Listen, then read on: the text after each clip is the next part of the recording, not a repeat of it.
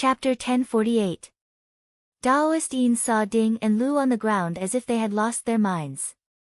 He was overjoyed and raised the lightning in his hand, wanting to kill the two of them. Taoist Mao panicked and stopped him, saying, "What are you doing, fellow Taoist?" Taoist Yin said, "Of course I'm going to kill these two." Taoist Mao shook his head and said, "No, no. It wasn't easy for these two fellow Taoists to cultivate to this stage. Furthermore, we don't have any grudges against each other, so how can I kill them?" Although he didn't understand the ways of the world, he wasn't stupid. He came here because he heard Taoist Yin's words to deal with Shindong, so he didn't want to become enemies with unrelated people. And NB% Taoist Yin thought that it was good not to kill them. With these two people in his hands, the other party wouldn't dare to harm them, so he said, "All right, I'll give fellow Taoists some face." He took out a human pouch from his sleeve, opened it, and released a white light, putting the two people inside. In front of the formation door, Guaziliang was a step behind. When he came out of the formation, he happened to see Lu and Ding being taken away. He knew that he would be at a disadvantage if he went alone, so he flicked his finger and released a paper crane to secretly follow them. He immediately retreated and told everyone about this. When the Yen siblings heard that Lu and Ding, two people, were captured, they were shocked. Jiang Zheng said, "Sect Master Yen, don't worry. Since the person has captured the two fellow Taoists and hasn't done anything to them, it's obvious that he wants to use them to threaten us. If that's the case, we need to think of a way to save the two fellow Taoists." Yen Xiaoyang's expression changed. What if the other party used the two people's lives to threaten him and force him to go out and apologize? When he thought of this, he instantly became restless. He stood up and said, "I'll go and save the two fellow Taoists." "Elder Yen, wait." Jiang Zheng stopped him and said solemnly, "We don't know the person's route, so don't act rashly." He then asked Guaziliang, "Did fellow Taoists see where the person went?" Guaziliang said, "Just now, I'm chasing after them with a secret technique. The two of them haven't gone far and are still patrolling outside. They seem to be looking for a chance to break through my outer altar.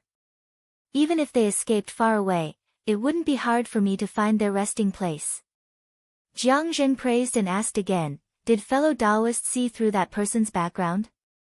Guaziliang described Taoist Mao's clothes and appearance. Jiang Zheng pondered for a while and said, "From what fellow Taoist said, that person's robe seems to belong to a rumored heaven-mending pavilion cultivator. This person also used a rare treasure to win, so it's very likely that he's from this sect." Yen Xiaoyang said, "Why don't we go out together and rescue the two fellow Taoists?" Jiang Zheng deduced, "These two dared to linger outside your sect's mountain gate, so they must be confident in their art of escape. Even if we send more people, it might not be of any use, and we might even scare them away." Shentong said in a low voice, "My movement technique is passable. Why don't I go and see if I can catch up to these two?" Jiang Zheng thought it was appropriate for him to go. Then, "Junior apprentice brother Shen, you must be careful." Shindong nodded and asked Guaziliang where the two of them were before using his escape technique. The spirit returning sect had several escape techniques, but the first one they chose had already been abandoned. Now, they were practicing the limitless roaming technique. Compared to the sword escape technique, it was not as good as the sword escape technique. However, as long as they spared no effort in using magic power, they could keep pace with it for a short period of time. Now, with his urgent urging, they found the two of them in a short while. Taoist Yin also sensed something. He looked behind him and pointed, saying, "Fellow Taoist Mao, this is the person I told you about earlier." Taoist Mao was about to meet the person in question, so he couldn't help but feel nervous. However, after the battle just now, he gained some confidence. With a wave of his hand, he took out a copper gong and struck it in front of him. Immediately, a loud sound rang out. Shindong let out a shout and unleashed his heavy qi. Instantly, a dense black qi that seemed like fog and smoke surrounded an area of 100 feet. Once released, his abyss-reflecting heavy qi could isolate light, sound, and spirits, so it was not afraid of the sound of the gong. However, after releasing this chi, the only flaw was that it could no longer move freely. However, it did not hinder him from retrieving treasures, so he threw a golden talisman straight at Daoist Mao's face. Daoist Mao was originally cowering, but when he saw Shandong take out a treasure to attack, his expression changed, and his eyes lit up. He was not afraid of competing with treasures at all. In fact, he could clearly distinguish the quality of his opponent's treasure with a single glance. With a wave of his hand, the talisman actually fell into his hand. Shandong shivered and was about to use his transcendence energy to summon it again, but Taoist Mao was quick. He grabbed the golden talisman with one hand and pressed on it with the other, immediately severing the connection in his mind. The treasure obediently stopped moving and was tossed into his sleeve, which was considered to be keeping it. Shandong could already determine that this person was definitely a cultivator from Butian Pavilion, or else he would not have such a method of controlling treasures. However, he was not afraid. With the protection of the abyss reflecting heavy chi, even if the opponent did not have a true treasure, they could not hurt him. Daoist Yin looked from the side and saw that Shandong was chasing them alone. How could he be polite? With a wave of his hand, he threw out dozens of lightning bolts. Shandong's heavy chi could subdue treasures, but it was a bad idea to use it against a person's magic power. Thus, he spat out a spiritual light that overflowed like jade and spread out like a brocade cloud. It circled around the top of his head, and a wonderful melody could be heard. If the spirit returning sect only relied on one technique, they would not have been able to become the Great Eastern Victory sect of the ancient era. Their sect emphasized stability, attack, and power. This divine ability of his was called the swallowing great spiritual chi. As long as the opponent's power was not as great as his, no matter how much lightning, or fire he attacked, they would all be refined into nothingness upon contact. Daoist Mao saw that his precious gong was useless, so he put it away and switched to the large nail hammer. He raised it up and struck it down. However, when it landed on the heavy chi, it was as if it had hit metal. A muffled sound was heard, and the heavy chi sank inwards. After a few more cracking sounds, the hammer instantly shattered into countless pieces. Daoist Mao could not help but suck in a breath of cold air. He hurriedly raised the precious pearl from before into the air, but after illuminating it for a long time, it did not have the slightest effect on Shandong. He could not help but be stunned. Daoist Yin also changed his methods in one go, but he could not break through the white cloud, let alone shake the abyss reflecting heavy chi. He subconsciously raised his treasures, but just as he moved his hands, he put them down with resentment. He urged, "Daoist friend, why don't you show me some other methods?" Daoist Mao scratched his head. He did not know how to fight without using treasures. After thinking hard for a while, he slapped his head and took out a small flag. He threw it outwards, and it turned into a flag gate. He then waved it in the wind. 1 turned into 10, 10 turned into 100, and 100 turned into 1,000. Countless identical flag gates appeared in the surroundings. Shandong wasn't sure what use this flag gate had, so he used his heavy chi to wrap around it, easily tearing it apart. However, when he looked around, there were still tens of thousands of them. They landed within a radius of a few miles, and it was not something that the Z family's magical power could handle. They could only sweep and destroy the 300 feet radius of the flag door. Daoist Mao, on the other hand, made an incantation gesture and shot out countless arrows from the flag gate. Shintong hurriedly used his chi to protect himself, but under the barrage of arrows, he was unable to move for a moment. Daoist Mao saw this. His face lit up with joy. It's done. Although the other party could shatter Dharma treasures, he was unable to distinguish between the real and the fake. In the 10,000 arrow flag gate, only one flag and one gate were real, the rest were fake. But whether it was real or fake, whether it was seen from the outside, or whether it was shooting or knocking, it was all the same. It was as if once this was activated, it could turn into millions of magic treasures, and if it used magic power to wear them down, it would be extremely difficult. But it wouldn't be long before they were used up. When that time came, he wouldn't have the strength to resist. At this moment, Shintong knew that the situation wasn't right. There was no reason that any cultivation method or divine ability couldn't be broken, not to mention that he had only just mastered this heavy qi. He hadn't mastered many of the methods that complemented this art. If he didn't have a way to break the flag gate, he would fall into a predicament if he persisted. He had to think of a way to retreat. Daoist Yin reminded him, fellow Daoist Yin. Good move. Just don't let him escape. Once we capture him, we'll have one more plan in our hands. Shintong laughed coldly to himself. Did they really think they could keep him here? He waved his sleeves, and a letter flew out towards Blue Feather Pavilion. It would be best if the two of them didn't leave. When Jiang Zheng, Yan Xie, Guo Ziliang, and the others arrived, he didn't believe that they couldn't take them down. Daoist Yin saw it clearly and cursed silently. Knowing that there was no chance, he said, fellow Daoist Mao, let's go quickly. Daoist Mao reacted as well. He took out a banner and stuck it into the ground. Then, he retracted the flag gate and leaped into the air, turning into a streak of light and flying away. Shintong wanted to try and stop them, but the banner waved and released a formless wave of true energy to stop him. This delay allowed the two of them to get far away. He knew that he couldn't catch up, so he could only retreat. After traveling for a few kilometers, Jiang Zheng and the others had already caught up.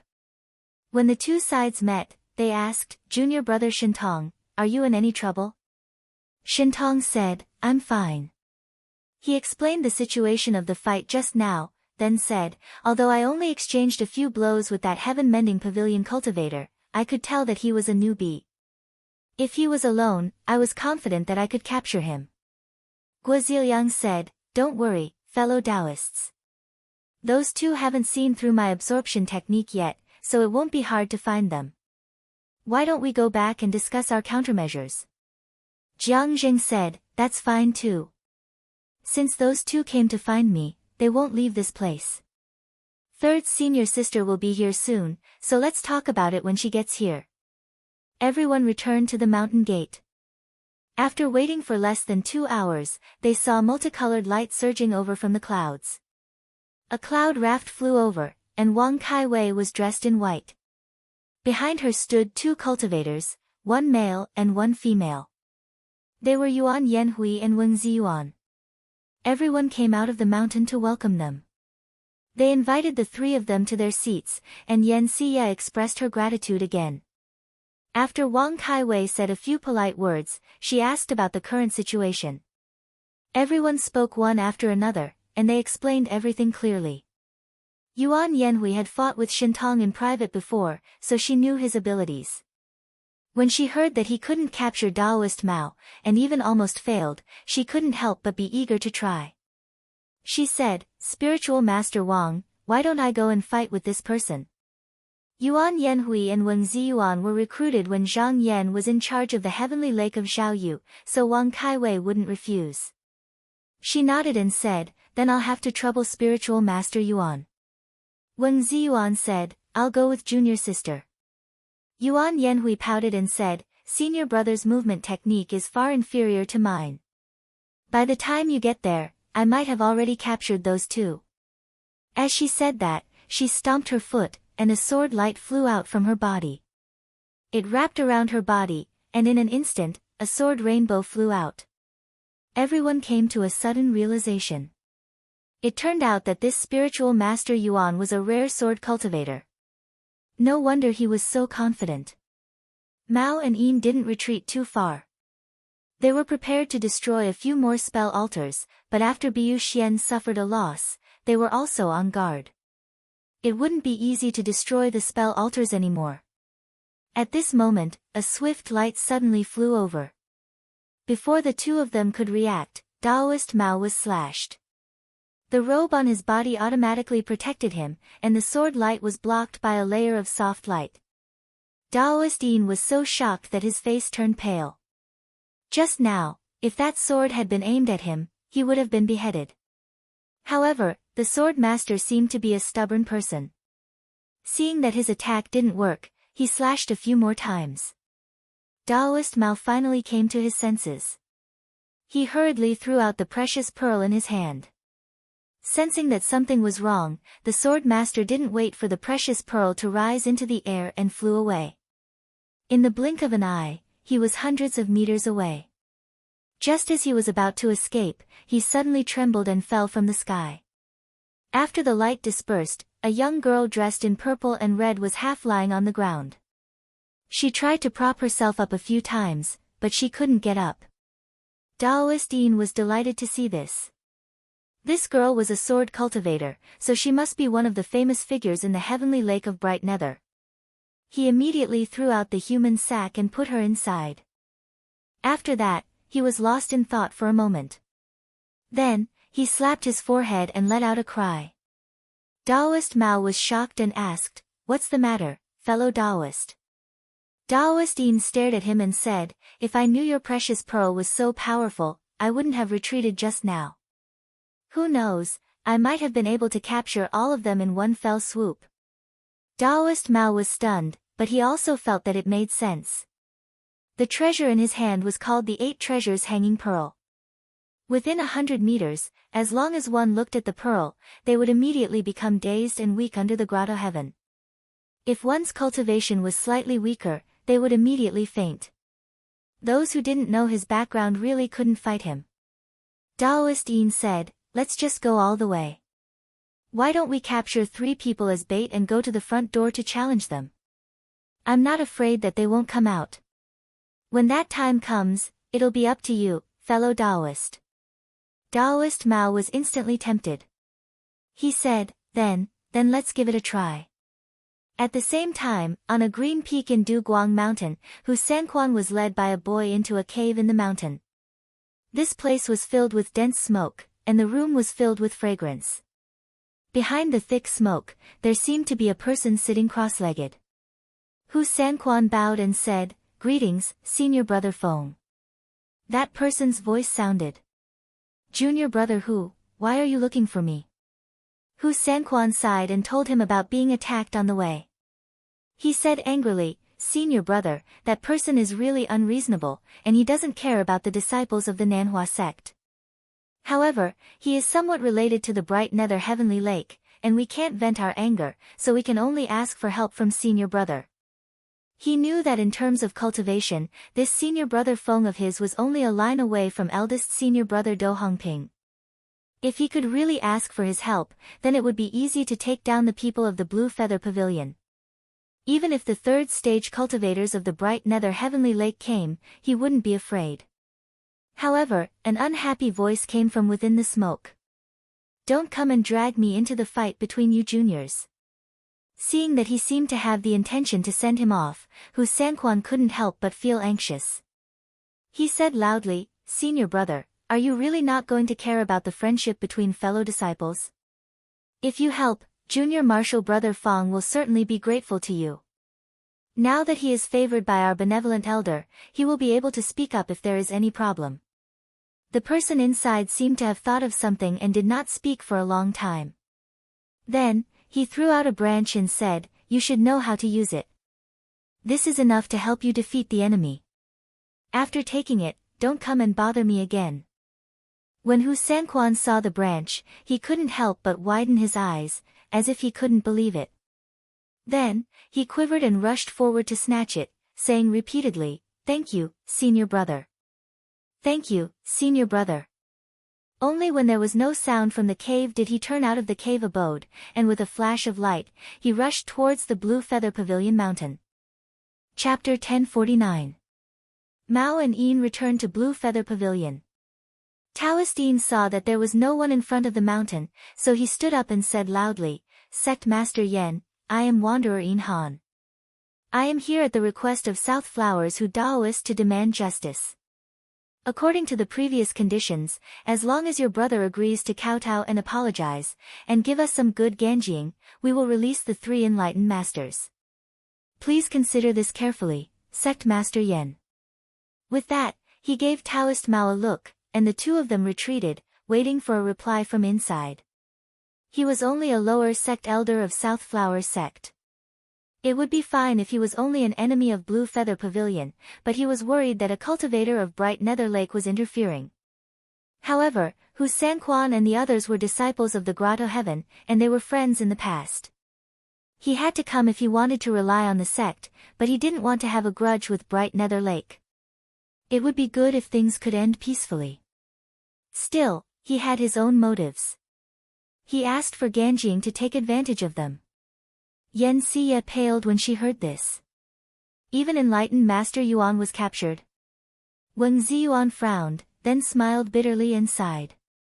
My junior sister must have been careless. With her abilities, it wouldn't be hard for her to escape even if she had a treasure. Yen Xiaoyang clenched his fists and panted. He was about to stand up and speak when he felt a weight on his shoulder. He turned and saw Guo Ziliang holding him down and shaking his head. Wang Kaiwei thought for a while and stood up. Everyone, please sit. I will go out and have a word with this person. Jiang Zheng stood up and said solemnly, Third senior sister. Wang Kaiwei smiled. It's fine. I won't go far, just in front of the door. With that, a cloud rose under her feet, and she left the hall, quickly arriving outside the mountain gate. She was dressed in white, and she stood there. Her sleeves fluttered, and she was as elegant as a lotus. Strong winds blew around her, and black and white chi swayed behind her. Taoist Yin's heart tightened when he saw her. Right now, the one in charge of the Clear Nether Heavenly Lake was Wang Kaiwei, and behind her stood a disciple of the Clear Nether School. She was definitely not someone he could face, so he unconsciously took a few steps back. Wang Kaiwei cast her gaze towards the two of them and said with a clear voice, Fellow Taoists, if you want fellow Taoist Yen to come out and apologize, then spiritual master who should first clearly explain why he forcefully seized a fellow Taoist's mount for no reason. Taoist Yin composed himself and argued, according to what I've heard. It was obviously Yen Xiaoyang who was being unreasonable. Why did he say that spiritual master who wasn't? Wang Kaiwei didn't argue with him. She focused her gaze on him and said, Since we both insist on our own words, then we can only decide this through strength. I will fight with the two of you, and if I lose, my Clear Nether Lake will no longer interfere in this matter. If you win, please stay here as guests for the time being. Taoist Yin didn't expect that he wouldn't be able to say a few words. He was about to make a move. Although this was his original intention, he was a little worried. If he could really capture this person, how should he deal with him? Wang Kaiwei communicated telepathically. If I faint, you will take my place and use your blade to carry me away. A cold voice came from the depths of his heart. Understood. Her cultivation technique and the murderous shadow blade came from the same source, and she had a true spirit. Even if she failed and couldn't control her magic power, at a crucial moment, she could take her place. Taoist Yin and Maoli discussed for a while. Even if they couldn't win, they wouldn't lose to the other party, so they agreed. Alright, let's do as Spiritual Master Wang says. Wang Kaiwei nodded. Her magic power circulated, and she leaped into the sky. Then, she raised 2 fingers and pointed downwards. In an instant, 2 saber lights, one black and one white, that were about 3 meters long, came slashing down. The two of them hurriedly dodged. The saber chi wasn't fast, and it flashed past them before vanishing into the atmosphere. However, before they could counterattack, a white light suddenly flashed beside Taoist Mao and slashed his shoulder, causing him to stagger. He said in shock, It's the origin leaving yin-yang flying knife of Chongyue True Temple. Fellow Taoist mustn't underestimate it. As soon as he said that, the white saber slashed at him again. Although it couldn't cut through his protective Taoist robe, he fell forward again, almost losing his balance. At this moment, Taoist Yin was entangled with the black saber that appeared and disappeared mysteriously, so he had no time to speak. He only responded vaguely, indicating that he understood. Wang Kaiwei looked at Taoist Mao and said, This person is just as junior brother Shin said. He's just a greenhorn, but his treasured robe is tough, and he has that strange pearl. If Spiritual Master Yuan is careless, he'll easily fail. She knew that this person could also accept treasures from others, so she didn't even use her magic tool. She just stood at a distance and slashed the saber lights. In just a short while, Daoist Yin was drenched in sweat, but he finally found a chance to take out his protective treasure and shouted, "Fellow Daoist, what are you waiting for if you don't use the pearl?" Daoist Mao was also troubled. The octagonal hanging pearl could only reach a distance of 300 meters at most, and Wang Kaiwei was at least 600 meters away from them. How could she hurt her opponent? However, although he didn't have much wisdom in fights of magical powers, he wouldn't tell Daoist Yin the truth. He only replied vaguely, "Now's not the time." He tried to escape and look for an opportunity, but every time he flew into the light, he was ruthlessly slashed by a plain white saber light. Although it couldn't cut through his treasured robe, his momentum was dissipated, and he fell out of the light, unable to close the distance between them. Wang Kaiwei thought, this person isn't using the pearl, and he's trying to charge at me again and again. It's probably because the power of his treasured weapon can't reach me now. If that's the case, I'll just attack from a distance. Although she thought so, she didn't let her guard down. Although the two of them were beaten to a sorry state, they didn't show any signs of retreating. Obviously, they still had tricks up their sleeves. After Daoist Mao tried a few more times, he knew that it was difficult to get close to his opponent with his own strength, so he gave up on the idea. After enduring another slash from the saber light, he took out the 10,000 arrow flag gate from his sleeve and threw it into the sky, hoping to trap Wang Kaiwei just like he had just now. Because of the previous example, Wang Kaiwei was always on guard against her opponent's movements. When she saw the flag gate fly out and instantly split into 10, she didn't need to think too much to know that this was a magic weapon that used the way of changing numbers to win. Her reaction was also fast. With a thought, hundreds of Liuan Yin Yang flying daggers condensed above her head, and with a turn of the daggers, they whizzed over. Although it only took a moment, the flag gate had already changed into more than 1,000, but in the next moment, they were all chopped into pieces by the flying saber light. However, the flag gate was still constantly changing into more than 1,000 shadows, but the speed of their changes was far slower than the speed of the saber light. The number of shadows became fewer and fewer, and in a flash, there was only one flag gate left. In the end, the black and white energies collided and destroyed the flag gate, turning it into two flagpoles that floated to the ground. From the beginning to the end, not a single arrow was shot. Daoist Mao did not know what to do. This was his most powerful technique. They were the two treasures he brought from the mountain gate. One was the 8 treasure suspending sun pearl, and the other was the 100 tattered robe that he was wearing. Not mentioning the former, the latter could only be broken by a true artifact and could only be broken by 100 consecutive attacks. On the other hand, Bao Zhu was unable to injure the enemy. If they continued to fight, they would undoubtedly lose. Thus, he anxiously called out, "Fellow Daoist Mao. Can you think of a way to restrain this person so that I can?" Before Jean could finish speaking, he was slashed in the back again. He immediately swallowed the words he was about to say. In reality, no matter how powerful a magic treasure was, it still had to be used in conjunction with one's own methods. Just using it alone wouldn't pose much of a threat to someone who had experienced many battles. Wang Kaiwei did not even need to use the slaughtering gloomy blade to beat him to the point where he was unable to retaliate. From the beginning to the end, he didn't have the chance to use the 8 treasure suspending sun pearl. If it wasn't for the toughness of his treasured clothes, he wouldn't have been able to use it. He would have been killed on the spot. Yin Dao cursed in his heart and barely dodged the blade light that was entangling him. He took out a stone eagle the size of a palm and smashed it into pieces. There was the sound of an eagle's cry, and at the same time, a ray of blood light flew out. The blood light circled around his body, and 2 huge wings appeared on his back. When the blade light landed on his body, it was immediately bounced off. This item was given to him by the Southern Flower sect, and it was refined from a great demon at the peak of the 4th transformation. He was able to borrow the magic power of this eagle demon when it was alive for an hour. Since this demon had the body of an eagle, its flying speed was incomparably fast, and it was perfect to use to break through the current predicament. He originally planned to use this item only when his life was at stake, but he was the one who invited Daoist Mao down the mountain. If he were to fall here, Heaven Mending Pavilion would definitely not let him go, so he had no choice but to take it out.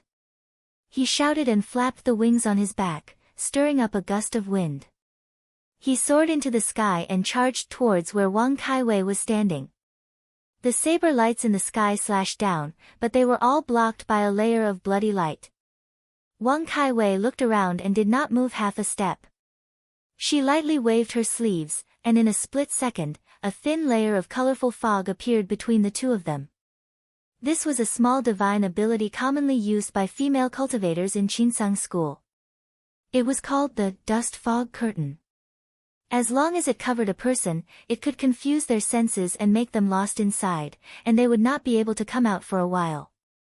After all, Daoist Yin had never used this kind of magic power before. His speed was too fast, and he could not dodge it in time. At first, he was a bit flustered and was afraid that there was something strange in the fog, so he was extremely cautious. However, after a while, he realized that only his eyes were covered, and nothing else was hindering him. As a result, he became more courageous and continued to rush forward. However, after flying for a while, he still could not escape the range of the fog. After a while, he completely lost his sense of direction and could only rush around randomly. He had no way to use his enormous strength. After separating this person, Wang Kaiwei focused all of her attention on Daoist Mao. With a wave of her delicate hand, dozens of flying knives surrounded him to prevent him from escaping. She was afraid that she could not cut open the treasured clothes, so she also sent dozens of blade lights to attack him together. Daoist Mao was shocked and said, slow down, I'm willing to admit defeat." Wang Kaiwei ignored him and continued to slash down with her blade. However, in the blink of an eye, the light on the treasured robe suddenly dissipated. Just as she was about to chop off the opponent's head, a strand of mana barged into the formation and slightly diverted the blade's momentum. She was slightly shocked and turned to look. She saw a handsome cultivator standing in the sky with an ink-black dragon under his feet. He smiled and cupped his hands at her, saying, "Senior apprentice sister, this person is still useful. Let him live for now." Wang Kaiwei said happily, "So it's sixth junior apprentice brother. Let him live for now." She threw out a paper talisman and pressed it on Daoist Mao's fontanelle. The latter was forced by the knife light and did not dare to move, so he could only let her do what she wanted. He felt a chill on his head and his magic power was sealed. A feeling of exhaustion spread throughout his body, and he could no longer ride the cloud and fell from the sky. Wei Zihong waved his hand and summoned a wave of magic power to support him. Wang Kaiwei made a hand seal and collected the colorful smoke. Daoist Yin's great demon magic power had already dissipated. He looked left and right and saw that Daoist Mao was captured. He knew that he lost, and his expression changed several times. He was thinking about whether or not he should use the three of them to threaten them. However, he saw that the two of them were expressionless. He didn't know why, but his heart palpitated and he did not dare to move. He sighed and cupped his hands, saying, "The two of us lost. We are willing to accept your punishment." Wang Kaiwei also threw out a talisman to suppress his magic power. She then brought the two of them back to the Blue Feather Pavilion. After returning to the main hall, Wei Zihong naturally greeted everyone first. Then, he rescued Lu, Ding, and Yuan. However, they were still unconscious. After asking Daoist Yin, he found out that they were afraid that they would be lucky enough to escape, so he fed them some medicinal water. At the latest, they would only wake up after 3 days. With the enemies temporarily gone, everyone was on guard all day, so they were exhausted. Now, they could finally go back to rest. After leaving the main hall, Wang Kaiwei called out to Wei Zihong and said, "Junior, did you keep that Daoist Mao alive to prevent Heaven Mending Pavilion from interfering in this matter?" Wei Zihong shook his head with a smile and said, "That's not it. My Xiaoyu school is not afraid of Heaven Mending Pavilion. I want this person because I want to go to their school to exchange for some medicinal jade. I am not afraid of them interfering, and I hope that the more they come, the better." During his trip to the Fengling Ocean, he already faintly knew that the great calamity was about to begin, and that the various sects were about to start fighting. Although he didn't know the specifics of the sect's plan, his horizons were much higher. He believed that killing a few Yuanian cultivators here was useless, so he might as well use this opportunity to capture a few more people. If the other party wanted him to release them, then he would use medicinal jade and precious materials to exchange for them. Hu Sanquan flew with all his strength, and halfway through, he met up with a cultivator surnamed Lin from Taihao School. After a night, he finally returned to the front of the Blue Feather Pavilion. However, at this time, he heard a piece of news that Daoist Yin had invited a heaven-mending pavilion cultivator to assist him in battle. At first, he seemed to be doing well, and won several battles. However, later on, he was defeated by Wang Kaiwei from Zhaoyu Heavenly Lake, and was now imprisoned in the Blue Feather Pavilion. When Hu Sanquan heard this, he couldn't help but be in a bad mood. He inwardly cursed at his own stupidity. Originally, Daoist Yin had captured 3 people, so he already had the upper hand in this matter. He could have waited for everyone else to arrive before dealing with them. However, he acted on his own, and instead caused Hu Sanquan's side to become passive.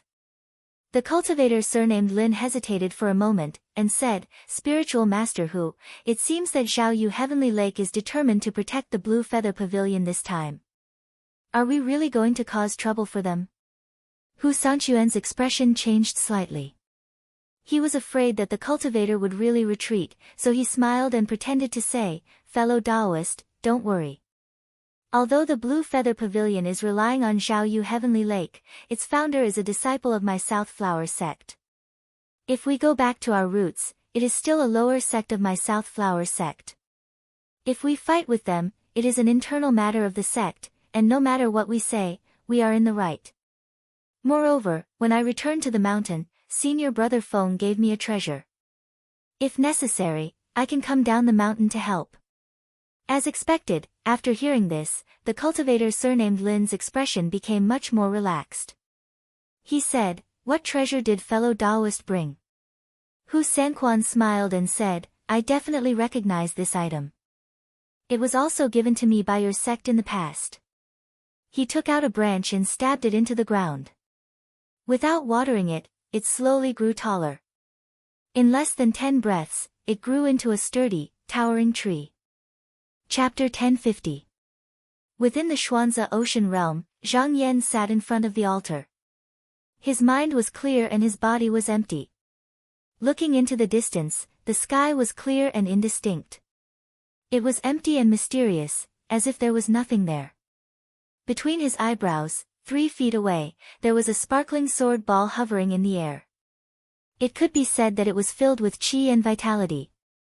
Ever since the grotto heaven was formed, this sword ball had been infused with qi by him and nurtured day and night. At this moment, it had finally reached the point where it could become sentient and become real. Even though the vital energy within it hadn't been accumulated to its peak, its sharp energy had already flowed out like a torrent. Not only did it affect the entire Truth Purification Hall, it even stretched out to pierce through the sea and move back and forth, causing the surroundings to be filled with sword qi. For a moment, the sound of the sword tearing through the air could be heard. Zhang Yan felt the sharpness of the sword and did not want to turn this place into a dead world. He shouted, "Where is the formation spirit? Protect all living beings in this world." Following his order, a lady appeared and bowed to him, "I will obey the hall master's orders." After she finished, she turned around and activated all the restrictions in the small world to protect it. Zhang Yan calmed down and cleared his mind of all distracting thoughts. After sensing for a long time, he suddenly felt that there was consciousness struggling in the sword ball. His eyebrows were also twitching non-stop, as if there was something waiting to break out of the sword. Before it could do anything, there were already countless rainbow-colored shadows that floated between heaven and earth. He calmly felt the earth-shattering aura that was about to tear the sky and earth apart. Each wave was stronger than the last. The entire small world shook non-stop as if it was about to explode. After an unknown period of time, the surroundings suddenly turned dark. It was as if the world was silent and everything was still. His consciousness became faintly discernible, as if it was not moving. It was quiet yet not. He was immersed in this state, as if he had entered silence. He did not know the passage of time, as if he could reach the end of the world and would never wake up. Finally, in this extreme silence, a bit of true spirit appeared. Once the yang moved, it was like a prairie fire. There was a rumble in his consciousness as if it was about to explode. His body suddenly became as light as a feather, like floating in the clouds. He slowly opened his eyes, and all he could see was the flowing sword star. Countless rays of light flowed like the Milky Way. He stretched out his hand and caught a sword light. Lowering his head to take a look, he saw that the sword was bright and clear. A layer of enlightenment suddenly rose in his heart. This Qinghong had already turned his consciousness into reality, and from then on became a true weapon. He smiled. He raised his hand and wiped the sword's light. Amidst the sound of the sword's cry, he recited, 100,000 entrances of the heart, one sword illuminates 1,000 autumns, one hand plucking the strings of the heaven and earth. Stir up the stars in the sky. The moment he said this, there was a loud explosion. Who knows how many sword lights suddenly gathered into one, like a whale swallowing the ocean. It gathered on his body. This true sword intent came from oneself, and one's consciousness came from the body. They originated from the same body, and there was no difference. The true spirit was one's self, and the self was the true spirit. With the sword in hand, only one's heart and one's self. He pointed with his fingers, and a bolt of purple chi-hard thunder burst out. However, there was actually sword chi leaping within it, and a sword rainbow shot out. There was actually a sword within the thunder, and there was thunder within the sword. This was the Tao of sword transformation that he had chosen. It could make the divine art and the sword fuse together, and when the sword was raised, it could turn into thunder and lightning. It was just that this killing true weapon had just been formed, and he still had to slowly ponder over the changes within. With a thought, a spot of sword light flew out and arrived in the hall. A true spirit that looked exactly like him appeared, and it sat on the couch, saying, "Someone is looking for me outside." Jingyu walked in and said, "Spiritual Master Han said he has something to ask of Master." These days, Zhang Yan had been sitting in seclusion, and his heart and mind were one. He used all his strength to refine the Qinghong sword pill, so he didn't send any doppelgangers outside, and he didn't ask about what was happening outside. This disciple was always trembling in front of him, and had a fearful look on his face. Unless it was a summons from the sect, or if it was an important matter in the sect, he would rarely take the initiative to see him. Now that he saw him outside the hall, he knew that there must be something, so he said, "Summon him into the hall." When Han Zhucheng arrived at the outer hall, Zhang Yan's doppelganger was already sitting on the platform. He hurriedly kowtowed, "Disciple greets teacher." "Zhang Yan, disciple, rise. How is the situation in Azure Sky Hall?" Han Zhucheng lowered his head and said, "Everything is fine." Zhang Yan smiled and said, "Coming to see teacher today, I guess there must be something." Han Zhucheng prostrated on the ground and said, "Teacher, Bu Loft was attacked, and they sent a letter asking for disciple to go down and save them. Disciple's heart is burning with anxiety, so I came to see teacher. Can disciple return?" Zhang Yan raised his eyebrows slightly, and Jingyu immediately came forward. He whispered a few words and explained the situation clearly. Zhang Yan nodded slightly and said, "Go down the mountain, if you meet with something difficult, you can come and find teacher." He made a grabbing motion with his hand, and 5 rays of light flashed and reflected into a jade scroll on the table. He then waved his sleeve and said, "Take this. If you are in danger, it can help you." Han Zhucheng hurriedly took it, and after kowtowing 3 times, he retreated. Once out of the hall, he activated the talisman and leaped down from the floating heavenly palace. Then, he turned into a traveling light and passed through the great pool of Dragon Lake, hurriedly rushing towards the direction of Bu Loft. In front of Bu Loft's mountain gate, the cultivator with the surname Lin looked up at the towering giant tree, and said with some disbelief, could this be a leaf branch from our sect's great coiling divine tree?" Hu Sanquan laughed and said, "Yes, it is this item. I heard that when your sect's second-generation leader came to South Hua as a guest, he gifted this item to my sect's seniors. So it was obtained from the hands of Nanhua spiritual master he, no wonder. The cultivator with the surname Lin was enlightened. Back then, when the second-generation leader went to South Hua, he used a piece of coiling divine tree's leaf as a bet, and purposely asked a Taoist question. At that time, many disciples of South Hua sect were stumped, and just when they thought that no one could answer it, a Taoist child stood out and used clever words to resolve the question, and finally won the item. And this Taoist child was the spiritual master he who later traveled the world and was once a guest of many sections. The cultivator with the surname Lin thought to himself, I heard that the descendant of spiritual master he was that Tao Jin who broke out of the sect, and this spiritual master's legacy was all divided among the other sections. I think this leaf also fell into the hands of Tsang Ding Cave at that time. Hu Sanquan looked at the branch that was still growing, and he was not satisfied. Once this item entered the ground, it could take root in the earth's veins, and connect to the spiritual vigor of this area. If used for good, it could harmonize yin and yang, the four seasons, and turn a place into a blessed land. But if used for evil, it could drain the spiritual veins of the mountains and rivers, and turn the ground beneath it into a land of death.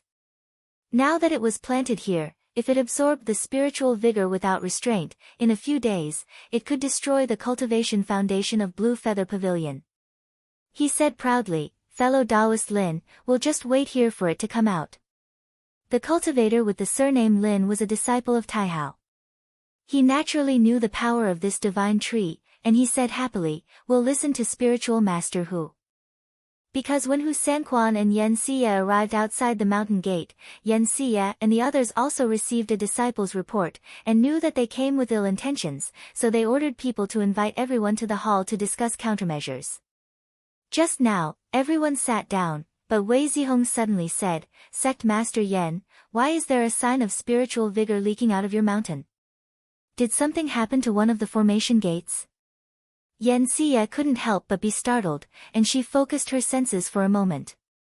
She also felt that something was wrong. She said to Yen Xiaoyang, little brother, go and see what's going on. Yen Xiaoyang had only left for the time it took to finish a cup of tea, and he had already returned, saying impatiently, Big sister, something's wrong.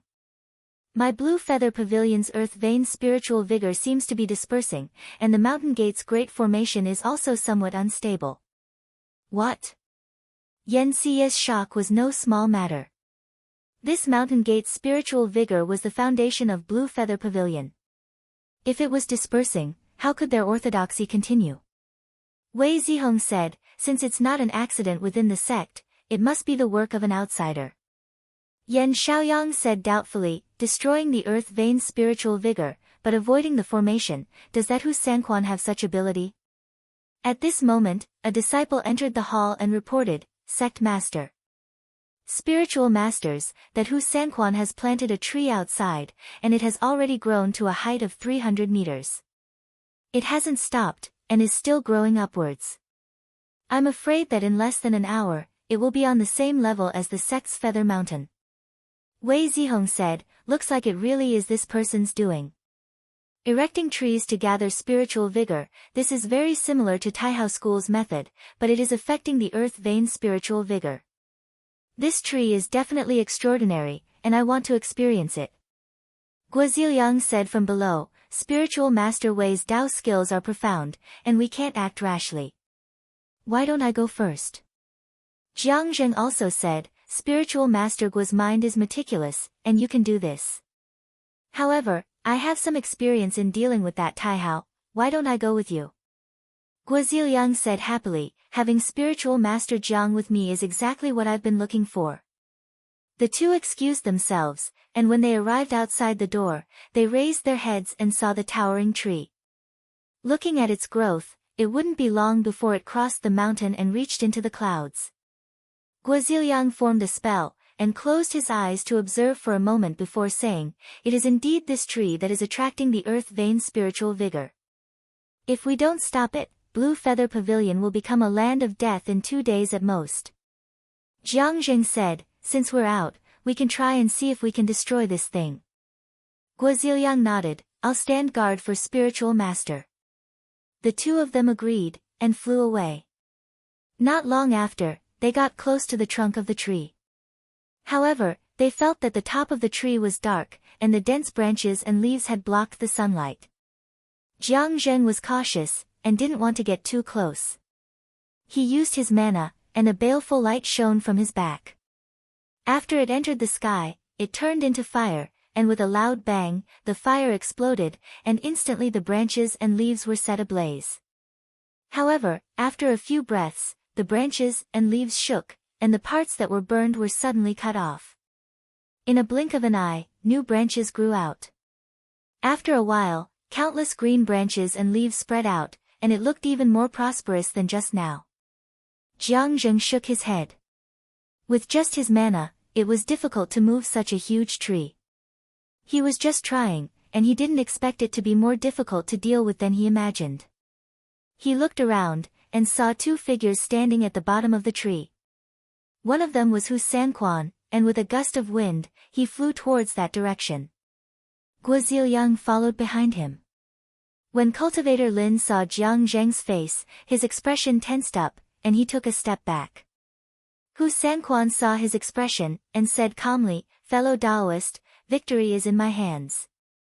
There's no need to fight them head-on. Cultivator Lin hurriedly said, Spiritual Master who is right. Hu Sanquan calmly made a hand seal, and from the top of the tree, long branches hung down, blocking the front. The original empty space was quickly filled up by intertwining vines. He was the one who planted the tree, so as long as he was here, he would be protected by the divine tree. The tree's defense was not much weaker than the formation in front of them. Taihao School only dared to challenge Qinsang School because they had the great divine tree of Pan to protect the formation, and because they were on good terms with Nanhua. Although it was only a branch and a leaf, it was enough to protect them. When Jiang Zheng saw the dense branches and leaves in front of him, he tried to use his mana to sweep them away, but the situation was the same as just now. He only destroyed some of them, and they grew back again. He was also decisive. Seeing that his attack was futile, he didn't bother and said, Fellow Taoist Gua, we can't deal with this tree. We'll think of a countermeasure after we go back. Guoziliang nodded. Before leaving, he waved his hand, plucked a broken branch, and put it in his sleeve. Then, he also retreated.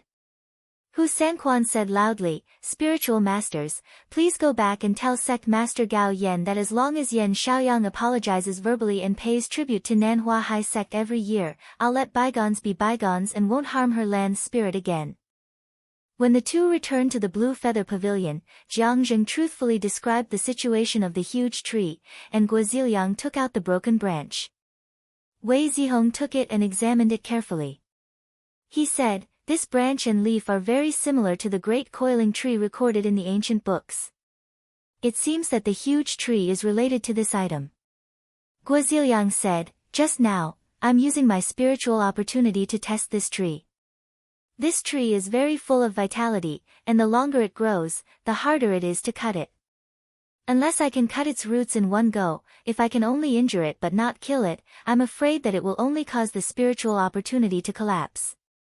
Yen Xia's face was covered with worry, but she couldn't think of a solution at the moment.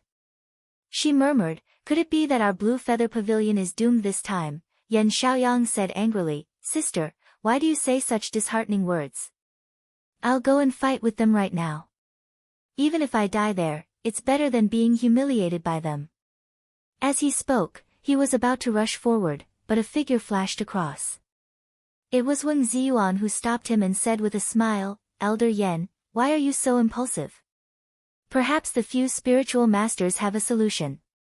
Yen Xiaoyang hesitated for a moment and looked back. Guoziliang said, We have two people in our hands, can we? Everyone present understood the meaning behind his words, and looked at Wang Kaiwei in unison. The latter thought for a moment, then shook her head and said, Let's not talk about whether this will work. With Hu Sanquan's mana, I don't think he can suppress this big tree. Wei Zihong grunted and said, Senior apprentice sister, you're right. He twisted his fingers and turned the branch into ashes, then with a flick of his sleeve, he walked out. Wang Kaiwei stood up and asked, "Junior apprentice brother, where are you going?" Wei Zihong did not even turn his head and said, "I'm going to cut this tree right now." He did not stop walking, but turned into a black light and disappeared in a few flashes. When he was outside the door, he heard a dragon's roar, and saw black smoke rolling towards him, turning into a black dragon below him. He stood on the dragon's head and walked forward with his hands behind his back. In a flash, he arrived under the tree and looked up. This giant tree's crown could cover the mountains, and it was almost at the same level as the clouds. Even if he cultivated the Yuanying body, he would not be able to break through such a giant object. The divine eye on his forehead opened a slit, looked up and down for a moment, then closed again. He said in a low voice, "I need to cut this tree, please help me, spiritual master." There was a voice in his heart, "Eldest Lang Jun, to cut this tree, you need to use all your strength. It's a pity that you don't have the refining method of essence and blood from the master, or else we would be even more compatible." Wei Zihong said, "It's okay, I've seen it, with my mana, it's enough to break it in one breath." He opened his arms and a golden light filled the air. He was already holding the sun-embracing axe in his hand, took a slight breath, raised the axe high, and fiercely chopped forward. Floating Astronomy. Chapter 1051. As soon as Wei Zihong came out, Hu Sanquan felt that something was wrong. The person in front of him didn't have any astral clouds above his head, so he was clearly a third-stage cultivator. Looking at his appearance, it was very likely that he was the rumored Yaoyin sect master. He hurriedly made a hand seal and cast a spell. Countless branches hung down and formed a dense green leaf barrier. When Wei Zihong raised the axe, he suddenly saw a mysterious dragon appear on top of it. It breathed clouds and was extremely ferocious. The mysterious dragon stared at him, causing his breathing to stagnate and his heart to palpitate. Under this pressure, he found it extremely difficult to circulate his Fa Li. He quickly took out a few pills and swallowed them, then focused his mind to circulate his qi. However, before he could get rid of this pressure, the axe had already landed heavily. Then, he saw a heaven-tearing golden light rush out, followed by an ear-splitting dragon roar. Hu Sanquan and Master Lin's eyes widened as they watched the golden light rush over, but there was nothing they could do. Then, they saw it silently enter the trunk of the tree. The two of them waited for a moment, only to discover that other than the tree's crown shaking slightly and a few leaves falling, there wasn't much movement. It was as if just now, there was only a light breeze blowing past. The cultivator surnamed Lin let out a sigh of relief and said, "Good, good." So it was just a bluff. Hu Sanquan opened his mouth as if he wanted to say something, but at this moment, a crisp crack came from the trunk. It sounded like the sound of a rope snapping, but also like the sound of the bark cracking. Hu Sanquan's heart couldn't help but sink. In a flash, the crackling sounds increased and became more and more concentrated. In the end, it almost became a continuous sound and continued to spread from the bottom to the top of the tree. The speed at which it spread also became faster and faster. Countless broken branches and leaves began to float down from the sky and landed on the ground. Once they landed on the ground, they scattered into a pile of flying ash. Soon, a thick layer of ash accumulated on the ground. Hu Sanquan saw that something was wrong. He formed a seal but couldn't sense anything. His expression changed and he shouted, "Fellow Taoist, quickly leave." With that, he stepped on the ground and flew away. The cultivator surnamed Lin also sensed that something was wrong and hurriedly flew away. The two of them had not gone far when countless fine cracks appeared on the branches of the big tree. Traces of flickering golden light seeped out from within. Then, these cracks were torn wider and wider. In the end, a loud rumbling sound could be heard. The entire giant tree exploded with a loud bang. Countless broken branches and leaves were first swept up into the sky, then scattered in all directions, falling down like raindrops. Hu Sanquan and cultivator Lin suddenly felt a burst of magic power from behind them. They were unable to stabilize their flight lights and were simultaneously sent flying. Then, they heavily fell to the ground, their internal organs shaken. For a moment, they were unable to get up. After a long while, the two of them finally regained their breath. When they looked at the big tree again, they were shocked to find that it had already collapsed. There was no longer that huge shadow on the flat ground, only countless broken leaves were floating in the air. How could they still dare to stay here? They forced themselves to circulate their mana. He thought of escaping with the astral winds. However, before they could do anything, they felt an enormous force envelop them, and it instantly trapped them on the spot, causing them to be unable to move even half a finger. Heaven and Earth Seal. Hu Sanquan and cultivator Lin's expressions were incomparably unsightly. The cultivator surnamed Lin smiled bitterly and said, losing to a third-stage cultivator is not an injustice. It's just that just now, that slash was truly world-shaking. I wonder what kind of magic treasure it is. Hu Sanquan looked up at the sky and sighed. It must be a real treasure, otherwise how could it have injured the divine tree? Fellow Taoist Lin, I was rash this time and implicated you. The cultivator surnamed Lin shook his head. At this point, what's the point of saying such things? The sound of wind suddenly rang out in the sky. A shadow flew over. Among the countless flying leaves, Wei Zihong appeared in front of the two of them on an inky flood dragon. Just now, after that slash, he had used up most of his magic power. However, the remaining bit was enough to deal with these two people. He raised his hand and flicked his fingers. Two talismans flew out and landed on the top of the two people's heads, suppressing their magic power. The inky flood dragon roared and swept its tail, wrapping the two people into the inky clouds behind it. With another leap, it soared into the sky and returned to where it came from. Once the big wood was destroyed, the stolen spiritual opportunity could no longer be stolen. After wandering for a while, it returned to the mountains and rivers. The Blue Feather Pavilion's array was also stabilized. When Wei Zihong once again entered the Blue Feather Mountain, the disciples on both sides made way for him. Their eyes were filled with awe. Many Blue Feather elders were guessing in their hearts. Among the disciples under Sage Shang, other than Sage Lu and Sage Tian, Sage Wei's combat power was the strongest. When he reached the hall, Wei Zihong threw Hu Sanquan and cultivator Lin to the ground. He cupped his hands towards the seats and said in a clear voice, "Third senior sister, fifth senior brother, fellow Taoists, I was fortunate to not disappoint you." Wang Kaiwei smiled and said, "Well done, junior brother." Yan Siye pulled Yan Xiaoyang up and said sincerely, "Sage Wei, if it weren't for you, the foundation of our mountain would have been destroyed. There's no way to repay this great kindness. Please accept a bow from us siblings." Saying that, the two of them bowed deeply to him. Wei Zihong moved his body to the side and said, "It's nothing. Sect Master Yan, there's no need to do this. Junior brother Han is my junior brother. Since he's not here, as his senior brother, I should extend a helping hand." Yan Siye still thanked him endlessly. Yan Xiaoyang looked at Hu Sanquan's sorry state and his eyes were full of delight. He took large strides forward and said condescendingly, "Sage Hu, do you still recognize me?" Hu Sanquan glanced at him and snorted. He said, "Yan Xiaoyang, you're just relying on someone else's power. You're still defeated by me. What's there to be proud of?" Cultivator Lin said in a low voice, "Priest Hu, I'm meat on the chopping block. It's better if you don't say a few words." Hu Sanquan sneered. "Am I wrong?"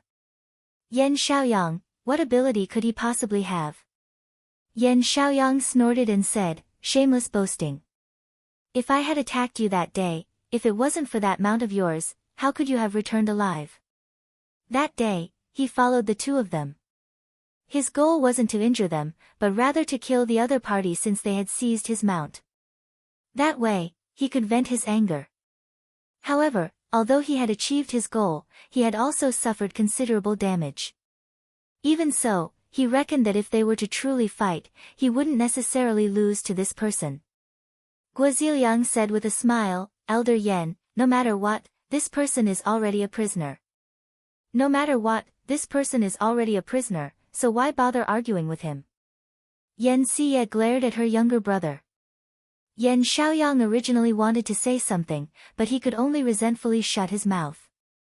Wang Kaiwei looked at Hu Sanquan and said, Sage Hu. I am Wang Kaiwei of the Bright Serenity sect. You know very well what was right and wrong in today's matter. I will only say one thing. If you are willing to resolve this matter, return the iron-winged eagle you seized, apologize to Elder Yan, and make a vow not to pursue this matter any further. I can make the decision to let you go now. What do you think? Hu Sanquan lowered his head and thought for a moment. He shook his head and said, there is no need to say anything more. As a disciple of the South Flower sect, there is no way I will agree to this. Sage Wang, don't be happy too early. Until the very end, it will be difficult to determine the victor. This matter might have been a mere dispute in the beginning, but now, it had become a dispute between two sections. This was related to the sect's face. If he agreed, once news of this got out, the South Flower sect would actually lower its head to a lowly sect like Jade Feather Pavilion. Wouldn't that be a complete loss of prestige? Wang Kaiwei nodded and said, I understand Sage Hu's intentions. Then please wait here for a period of time, Sage Hu. We will discuss this matter after the elders of your sect arrive. Hu Sanquan closed his eyes and said no more. Yan Xie clapped her hands. Two Jade Feather Pavilion disciples came forward and escorted Hu Sanquan and the Taoist surnamed Lin out of the hall. She turned around and revealed a rare smile and said, if not for the help of fellow Taoists, I'm afraid this matter will not be resolved. Wang Kaiwei shook her head and said, although we have captured this person, this matter is not over yet. The disciples of your sect have not let down their guard. I believe that the person Hu Sanquan invited will arrive in a few days, and your sect cannot stop building the spell altar outside. Yan Xie trembled. She had thought that the crisis was over after capturing Hu Sanquan, but it seemed that there was an even greater problem. She believed in Wang Caiwei's judgment and said, Sage is right. I will go and supervise the disciples now. At this moment, in the South Flower sect, Fang Xinan was circulating his qi to burn his orifices in preparation to break into the core transformation realm at any time. He was Huang Yugong's favorite disciple, and all the techniques he practiced were of the highest quality. Even the external medicine for core transformation had been prepared long ago. He just needed to cultivate to a certain extent and he would be able to break into this realm. At this moment, he suddenly heard the sound of spring water. He slowly stopped his technique and opened his eyes. Who is outside? Someone outside the door whispered, Little Uncle Master, there is a letter delivered. Fang Xinan said, bring it in. A young cultivator walked into the cave and very respectfully presented a letter. After Fang Xinan received it, he waved his hand at the person. The person bowed and left. He was rather careless at first, but when he opened the letter, he was shocked. The letter said that Hu Sanquan invited fellow Taoists to besiege Bu Pavilion, but they failed.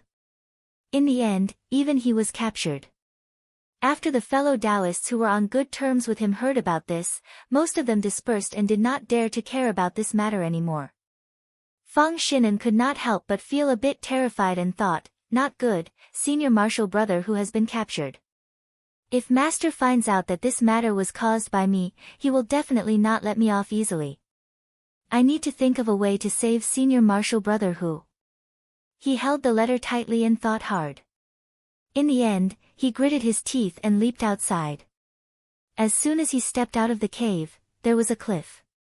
At the edge of the cliff, there were more than 10 birds. All of them had huge bodies and bright fur. They looked divine and mighty, but at this moment, they were all firmly tied to the copper rings by the cloud sun golden lock. When they saw him coming out, they raised their necks and flapped their wings, calling out in joy. These were all spiritual birds that he raised. In the mountain gate, it was already not bad to have 1 or 2 cultivators at his level, but the number of birds he had was far more than his peers could compare. If it was any other day, he would definitely comfort them, but today, he was not in the mood. He leaped onto the back of a long-tailed golden sparrow. There was a steward outside who untied the golden rings. He pulled on the reins, and the big sparrow chirped. It opened its wings and leaped out of the high cliff, turning into a golden shadow and flying into the distance. Along the way, there were cultivators riding on birds and cranes coming and going. Some of them saw how fast he was and wanted to teach him a lesson, but when they saw him again, they could only shut their mouths, shake their heads, and let him go. After a while, Feng Xinan arrived in front of a jade peak. There was a cave on the cliff. He pulled the golden sparrow and shouted, "Senior Marshal Brother Feng, Senior Marshal Brother Feng. Is Senior Marshal Brother Feng here?" After shouting for more than 10 times, the cave's stone door opened. A thin Taoist holding a feather fan stood in front of the door and said unhappily, "What is Junior Marshal Brother Feng doing here?" Feng Xinan cupped his hands and said sincerely, "I have something to discuss with Senior Marshal Brother." Feng Qingchang glanced at him and moved to the side, saying, "Come in and talk." The two of them entered the inner room, and the stone door closed again. Feng Qingchang sat on the couch and said indifferently, "You have something to say." Feng Xinan said, "I came here to ask for Senior Marshal Brother's help to save Senior Marshal Brother Hu." Feng Qingchang was slightly surprised and said, "Why, he was captured." With a change of thoughts, he thought of the divine wood branch that he gave out and snorted, "What an idiot, the people from Blue Feather Pavilion don't have such ability, it must be one of the enlightened master from Clear Nether Lake who did it." "Is it enlightened Master Lu or enlightened Master Tian?" Feng Xinan said, "It's that Yaoyin sect master, rumor has it that this person has also cultivated the Yuanying Dharma body." Wei Zihong. Feng Qingchang was stunned and kept silent for a moment before sighing, "In that case, just Clear Nether Lake alone has 3 third-stage realm cultivators, it's really impressive." Feng Xinan said, "So I can only ask Senior Marshal Brother to save enlightened Master Hu." Feng Qingchang snorted and waved his sleeves, "This matter is your own fault, what has it got to do with me?" Feng Xinan raised his head and looked at him as he said, "It's fine if Senior Marshal Brother doesn't know about this, but now that you know about it, if you don't save him, how will Master view Senior Marshal Brother after he comes out of his closed-door cultivation?" Feng Qingchang frowned. His master Huang Yugong was a person who was protective of his own people, and if he knew that his fellow disciple was being held captive but he didn't save him, he would definitely be unhappy. But to go and fight with a third-stage realm cultivator, he was also very unwilling. This matter wasn't good to manage or not to interfere, so he started to regret letting Feng Xinan in. Feng Xinan said in a low voice, "If Senior Marshal Brother is willing to save Senior Marshal Brother Hu, I'm willing to tell you something." Feng Qingchang took a deep look at Feng Xinan but didn't say a word. Feng Xinan continued to speak on his own. 2 months ago, when Master and Sage Yuan were playing chess, I accidentally heard that in another 200 to 300 years, Sage Xian's lifespan will come to an end and it seems that he will be reincarnated in advance. Feng Qingchang, who was originally expressionless, was shocked when he heard this. He said, "Really?" Feng Xinan said seriously, "I dare not lie to you, Senior Marshal Brother." Feng Qingchang heaved a sigh of relief. He was already in the 3rd stage of Dharmakaya. Originally, he wanted to plan to break through the barrier and then plan to go up. Unfortunately, the fate of heaven was not there, and the spirit point was not stable. However, after going through the karmic trial, it was impossible for the sect to have another heavenly abode. He gave up everything to enjoy life and cultivated hard to get the cultivation he had today. But in the end, there was no way forward, so one could imagine his frustration. However, those who could cultivate to the 3rd stage of Yuanying were all people with strong willpower. Therefore, he still cultivated day in and day out and didn't slack off. But if a heavenly abode passed away, it would be different. When the time came, there would be an empty spot in the sect, and he could take over. Even if there was still the eldest disciple Huang Songquan, he might still have a chance. He said, "Junior Marshal Brother Feng, who else knows about this?" Feng Xinan said, "Other than Senior Marshal Brother Feng, I haven't told anyone else." Feng Qingchang knew that he owed Feng Xinan a favor this time. He thought for a while and finally agreed, "All right, I'll go down the mountain with you." Floating Astronomy. Chapter 1052. Since Feng Qingchang had made up his mind, he did not delay any further. He packed up and left the cave. When he was outside, he threw out a raft and called Fang Xinan up.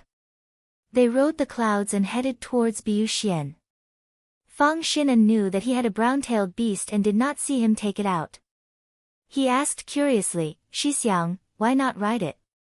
Feng Qingchang cast a sidelong glance at him and said, "Spiritual birds and rare beasts can fight for victory in battle, they are companions in life and death, we should regard them as friends. To drive them under our feet, how can a gentleman do that? I advise junior brother to cherish your own spiritual seed. You can order it around as you please. It's not the right way to do that." Fang Xinan agreed on the surface, but he thought otherwise. Beasts will be beasts after all.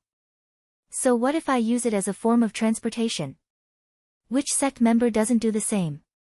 To even treat them as friends, what a joke. Feng Qingchang saw his expression and could easily guess what he was thinking. He thought, "Do you think I am an old-fashioned person? These spiritual birds and precious beasts have been trained by me, Nan Hua, and they are also loyal and faithful. If you can win their hearts, they will sacrifice themselves for you in battle, and will never change until death. If you did not help me this time, where would I find the time to guide you? I have said what I have to say. As for whether you can understand it, it has nothing to do with me." After the two of them traveled for half a day, the mountain gate of the Bu Pavilion was already in sight. There were two large mountains, Mount Bai and Mount Yu. Looking down from above, the mountains were gentle and seemed to merge into one. It was like a sleeping spiritual bird with its wings folded and its head bent. Feng Qingchang sneered. Back then, the owner of Biuxian, Yan Wenjing, was an outstanding person. It was a pity that his master passed away early and he had no hope of entering the imperial palace. That was why he came out to open a mountain gate. He was originally from the same sect as Nan Hua and could have talked things over nicely. Who would have thought that he would join Qinsong? It can be seen how useless the people in the sect are. Fang Xinan rolled his eyes and pretended to sigh. Isn't that right? It's eldest senior brother's fault for not teaching him well. Having been by Huang Yugong's side for a long time, he knew quite a bit about the big and small matters of the sect. The person who took care of the mundane affairs of the Southern Flowers sect was usually the eldest disciple of the sect, but Huang Songquan had always been focused on cultivation. Therefore, such matters were handed over to a few in-name disciples who had no hope of cultivating. However, since these people didn't have any desire to improve themselves, they only sought comfort and pleasure. One of them even went as far as to offer female cultivators to him. Although this kind of absurd thing was quickly stopped by the elders in the sect, it was inevitable that some of the lower sects would be disloyal to Nan Hua. Back then, Baiyu Xian had also been pressured, and from then on, they had the thought of looking for another backing. Feng Qingchang slowly lowered the boat. Because he saw that there were many altars and restrictions erected below, he didn't go any closer. From afar he said, "Nan Hua sect. Feng Qingchang has come to visit. May I ask Sage Wei to come out and meet me?" His voice was so loud that no one in Baiyu Xian couldn't hear him. Yan Xie and the others knew that someone had come, so they gathered in the hall. Wei Zihong glanced outside and asked, "Sect Master Yan, do you know where that Feng Qingchang came from?" Yan Xie replied, "Feng Qingchang is a disciple of Tsangding Heaven, but the one who taught him Dao arts was someone else. This person is on good terms with the Yellow Sage. That's why he specially transferred Feng Qingchang to the Yellow Sage. He can be considered a great cultivator who has cultivated an avatar, but he rarely comes out. That's why his reputation isn't known in the world." Wang Kaiwei said, "To be able to cultivate to the third stage, he definitely isn't someone easy to deal with." Wei Zihong smiled. "Since he called for me, I'll go meet him and see what he has to say." Wang Kaiwei said, "Wait a moment, junior brother." Wei Zihong stopped and said, "Senior sister, do you have any instructions?" Wang Kaiwei said, "This person's hostility isn't obvious. It's very likely that he's here to negotiate. Junior brother should know what to do." Wei Zihong muttered to himself for a moment, then looked at Yan Xie and said, "Sect Master Yan, do you trust me?" Yan Xie said, It's all up to Sage Wei. Wei Zihong nodded and waved his sleeves. He walked outside. Just now, Feng Qingchang's voice could be heard by Hu Sanquan and the others who were imprisoned in the back mountain. The cultivator surnamed Lin said happily, Sage Feng is here. He should be able to rescue me. However, when he tilted his head and saw that Hu Sanquan didn't look happy, he couldn't help but ask curiously, Brother Hu, do you think that Sage Feng isn't that Yaoyin sect master's match? That makes sense, Sage Wei wields a true artifact.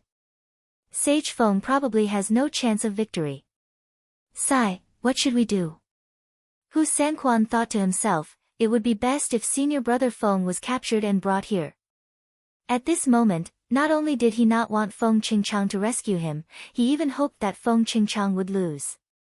This matter had arisen because of him, and now that he was also captured, even if he was rescued by his fellow disciples, he wouldn't be able to raise his head in the sect and might not be able to escape punishment. However, if Feng Qingchang was captured, then the spearhead wouldn't be pointed at him. Feng Qingchang didn't wait long outside before he saw a handsome cultivator riding a flood dragon towards his home. When he came close, he took the initiative to cup his head and said, Are you Sage Wei? Wei Zihong returned his greeting and said, I am indeed Wei. Sage Feng, did you invite me out for some advice?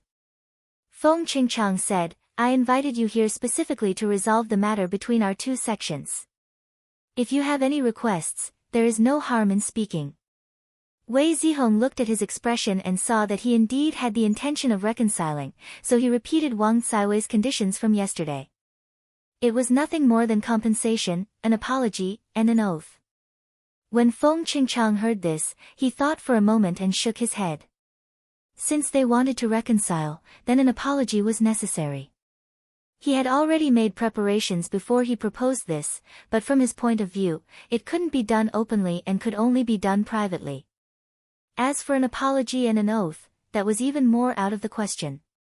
This was clearly telling the people of the world that Nanhua's side had lost this battle. If word got out, it would tarnish his own reputation. He was still thinking about how to enter the Grotto Heaven, and with this stain on his reputation, the sect wouldn't give him any chance. So he said slowly, It's just a misunderstanding, not a battle of life and death. Why do you have to be so harsh? Why don't you release Hu Sanquan and give everyone some gifts in his name? You and I can treat it as a misunderstanding and end this peacefully. Isn't that better? Using Hu Sanquan's name as an apology wouldn't damage the sect's reputation at all. The other side would also receive substantial benefits, and the important thing was that they wouldn't fight to the death. This was the best of both worlds. When Wei Zihong saw that Wei Zihong had avoided apologizing and swearing, he knew what Wei Zihong's intentions were. Wei Zihong simply wanted to rescue Hu Sanquan first. As for what would happen in the future, Wei Zihong believed that Wei Zihong would not care too much. After today, the battle between the two parties would probably continue. Since that was the case, there was no need for him to be polite. He chuckled and said, I wonder what you can offer. Feng Qingchang was slightly excited. He said, My sect has many spirit birds and rare beasts, and among them are high grade. They won't be at a disadvantage against you and me. I can make the decision to gift you 2 of them. What does fellow Taoist think? Wei Zihong said solemnly, After this incident, even though no one from my clear nether heavenly lake was harmed, more than a dozen disciples from Jade Feather Pavilion died. Does fellow Taoist think that the lives of these dozen people are not worth it? Is it worth 2 beasts? Feng Qingchang frowned. He really didn't care about the lives of these juniors in his heart. He thought that Wei Zihong had brought up this matter just to ask for some benefits. But as long as they could come to an agreement, he could make some concessions. So he said, Then what else does Taoist master want? Wei Zihong said indifferently, As long as you give me pill jade to exchange for it. Feng Qingchang glanced at him and said unhappily, Is Taoist master Wei intentionally making fun of me? Even though he also wanted pill jade. That was provided by the sect for his cultivation, and the amount was extremely small. He still felt that it wasn't enough and used it to exchange for Hu Sanquan. This was absolutely impossible. Wei Zihong looked back and said solemnly, I am not joking. If you want to redeem Hu Sanquan and the others, you need to give Pill Jade in exchange.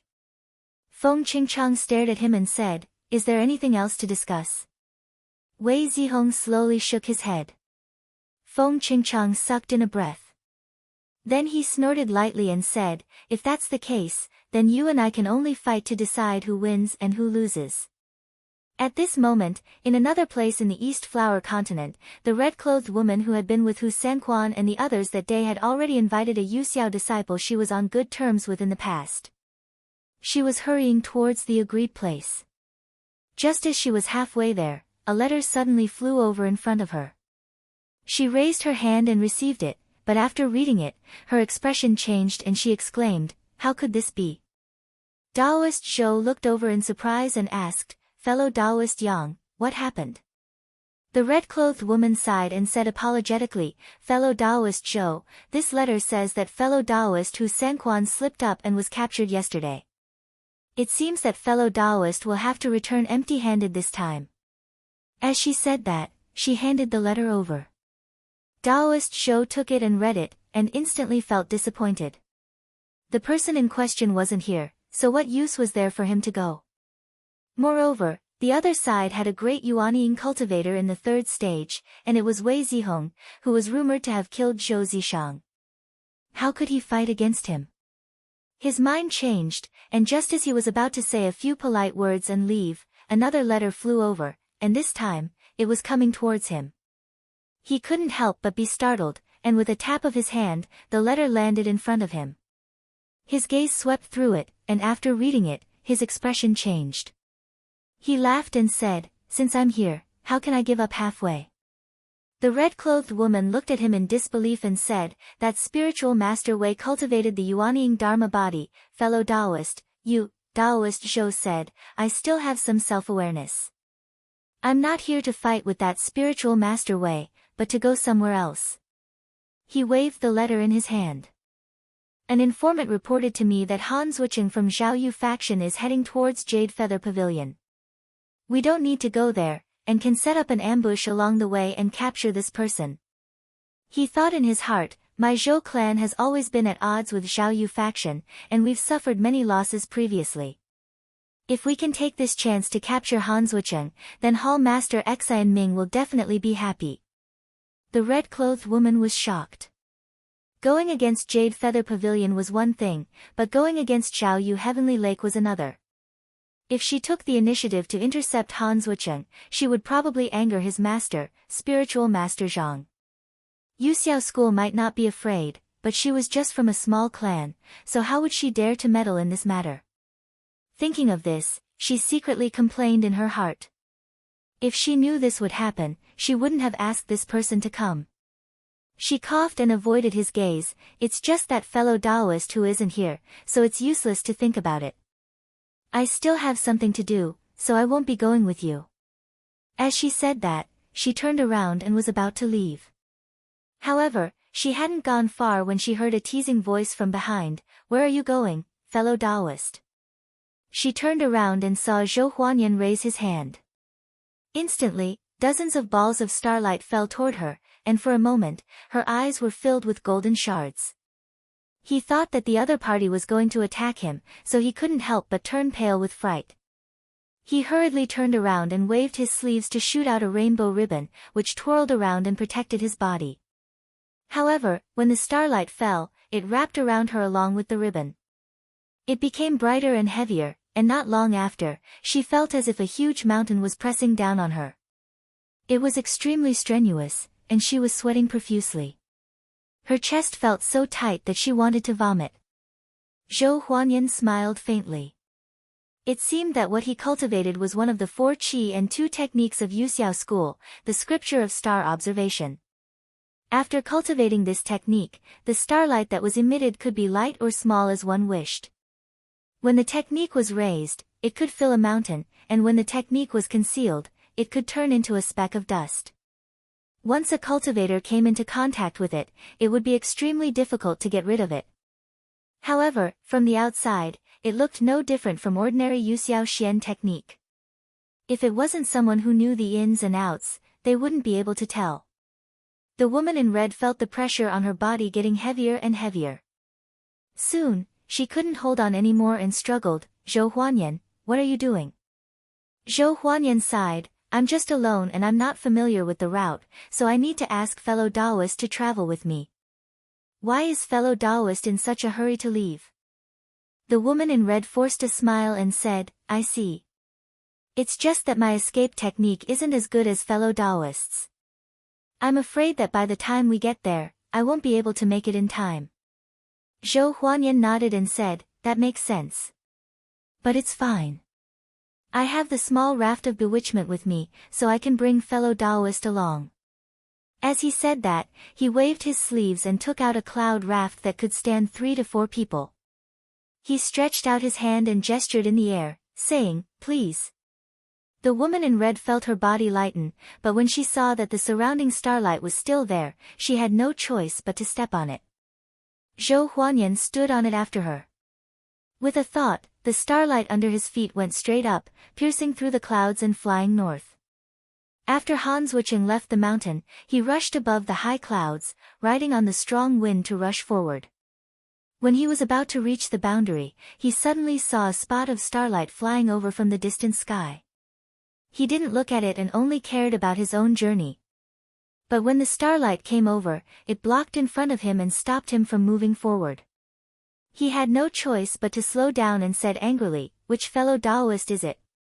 Why are you joking with me? When the light dispersed, Zhou Huanyan and the woman in red appeared. The former bowed and said, fellow Taoist Han, I'm afraid you won't be able to go to the Blue Feather Pavilion. Zhou Huanyan smiled and said, what do you mean?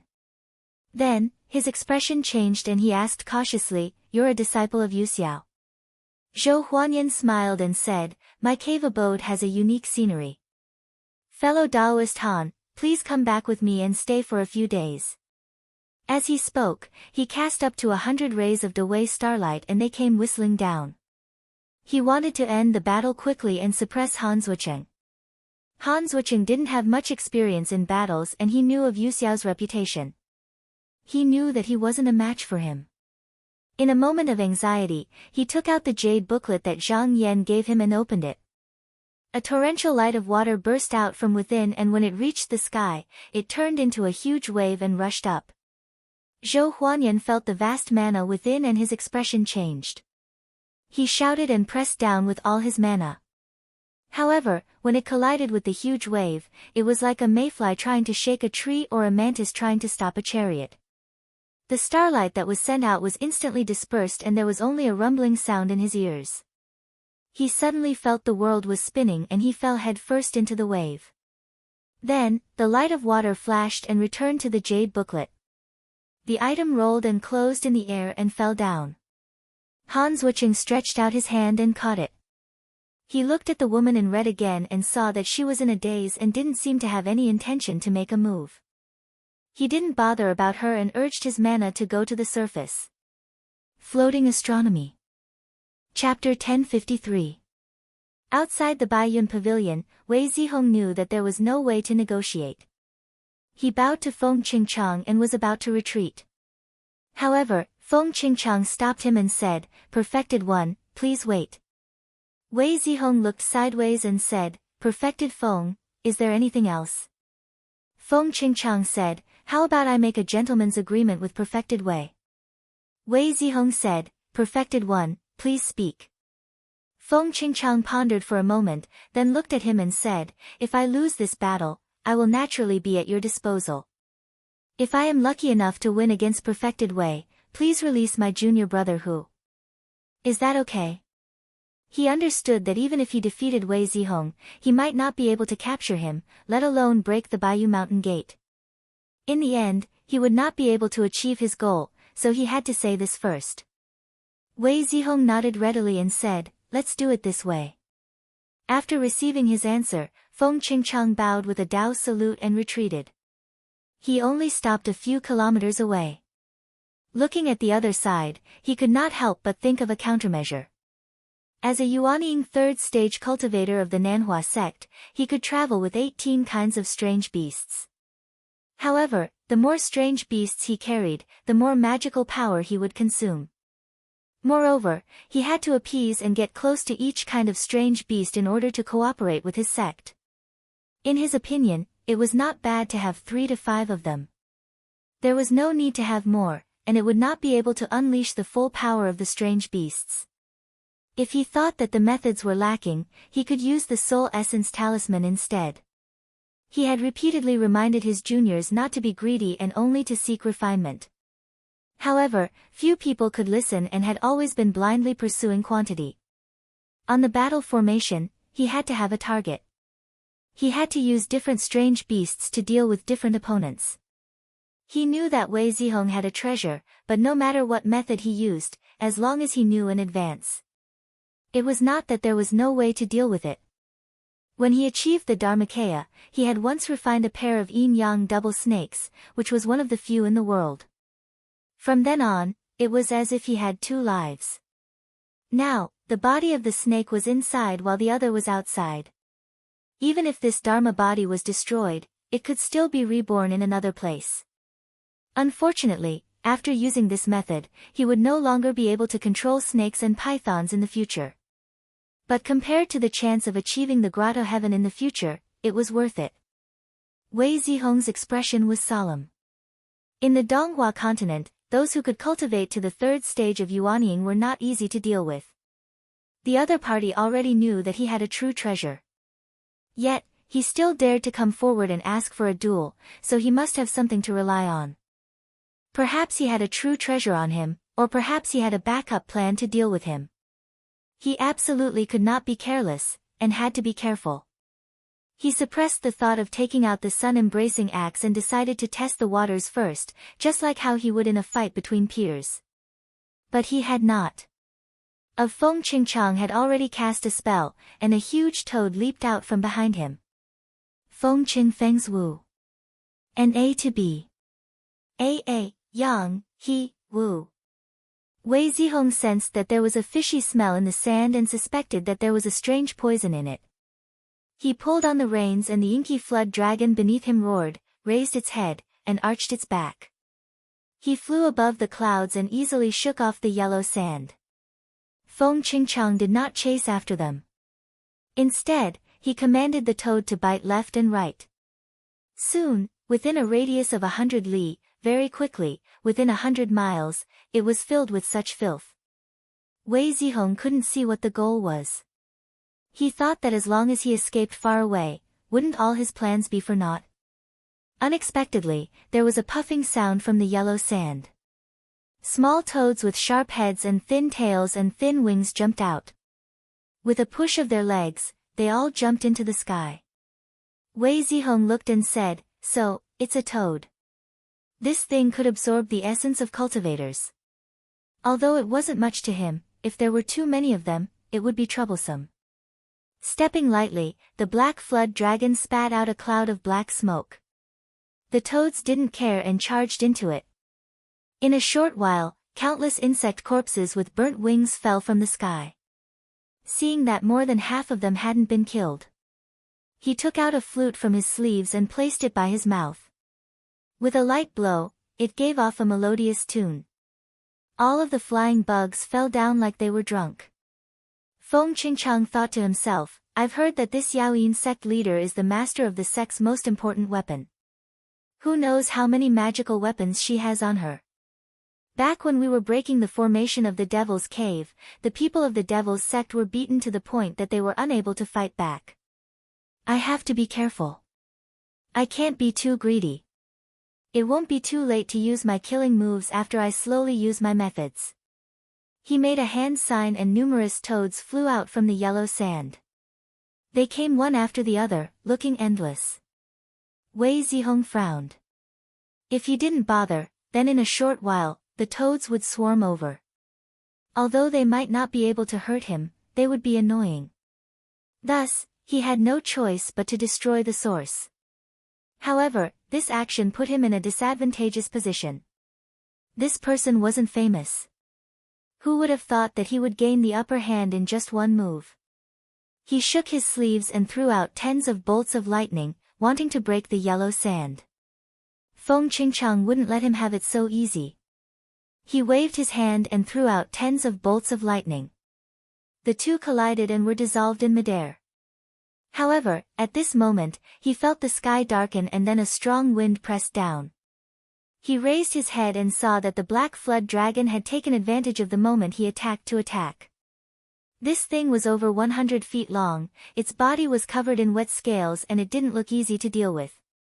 He was a Nanhua sect cultivator and could tell with one look that this flood dragon wasn't inferior to the spiritual beasts he brought. His eyes sharpened as he thought about whether or not he should try to kill it and cut off one of its arms. However, after thinking about it, he decided to dodge.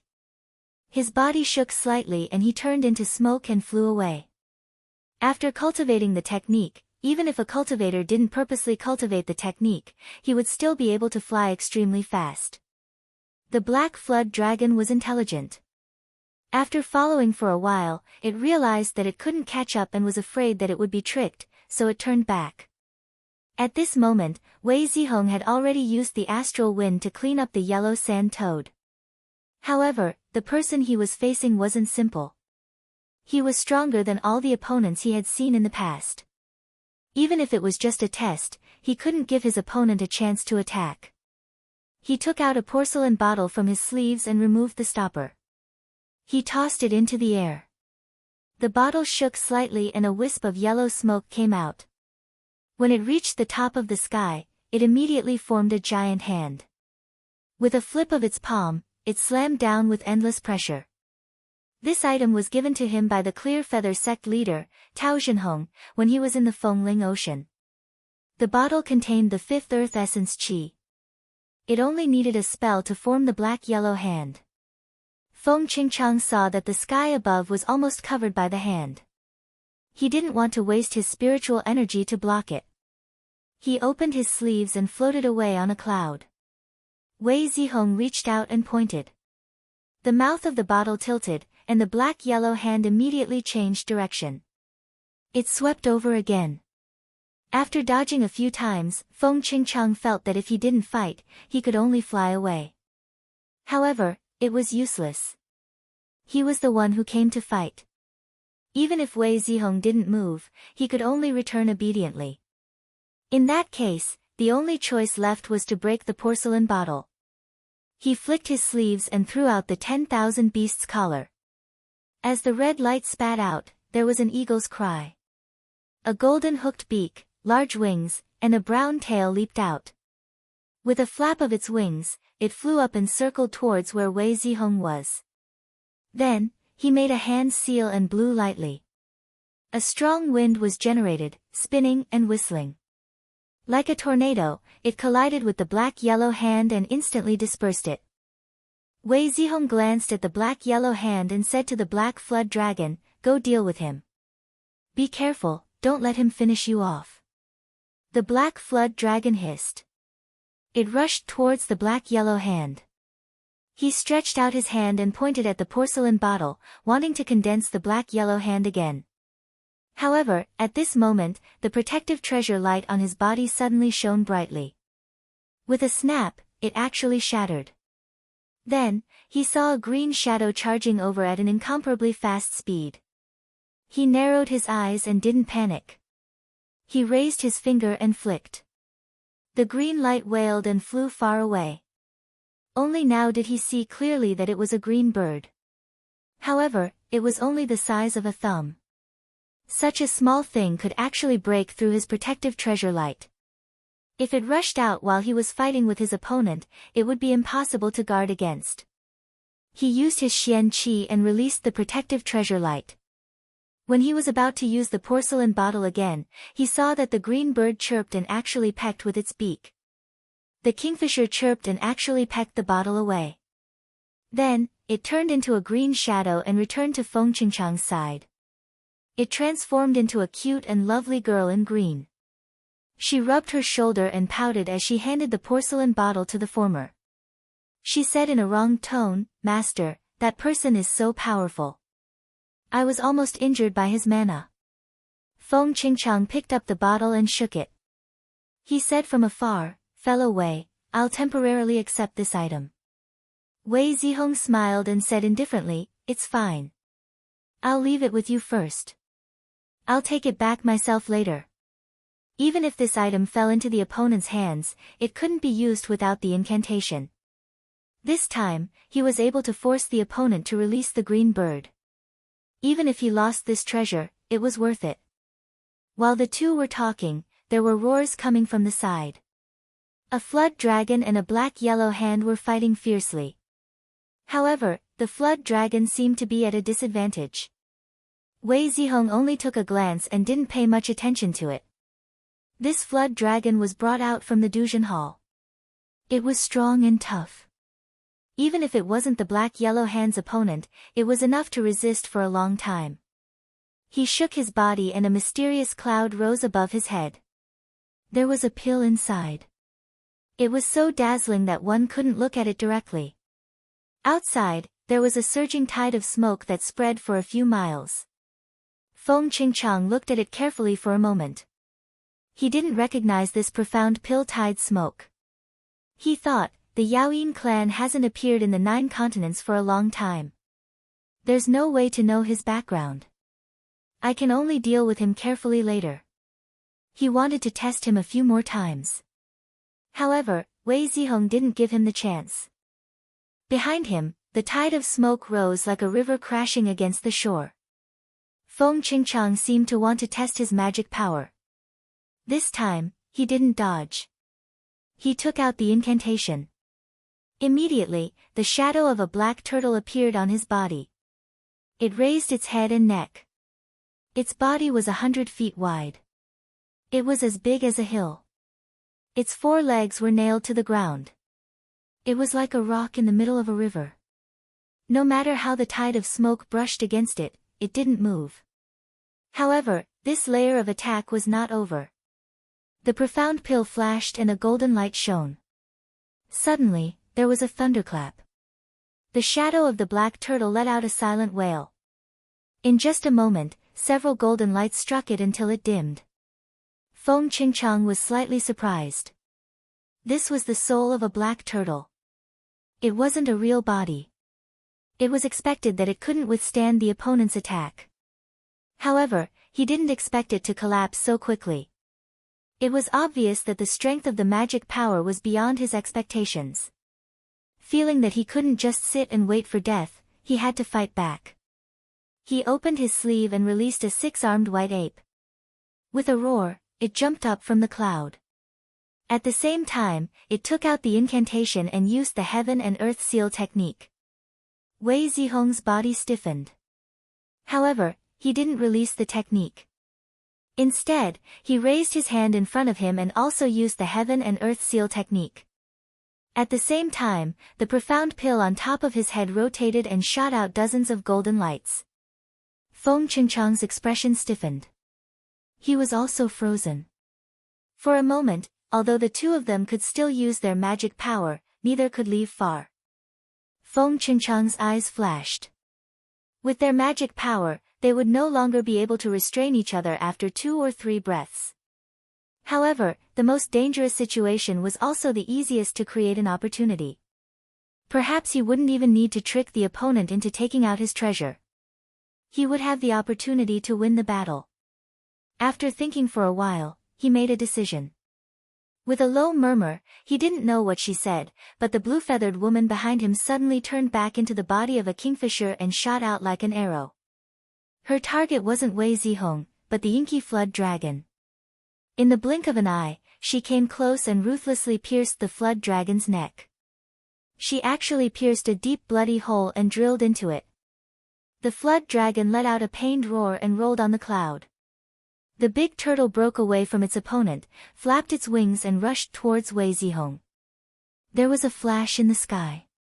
It was a soaring serpent that appeared and pounced down with a sharp hiss. At this time, the 6-armed white ape also arrived.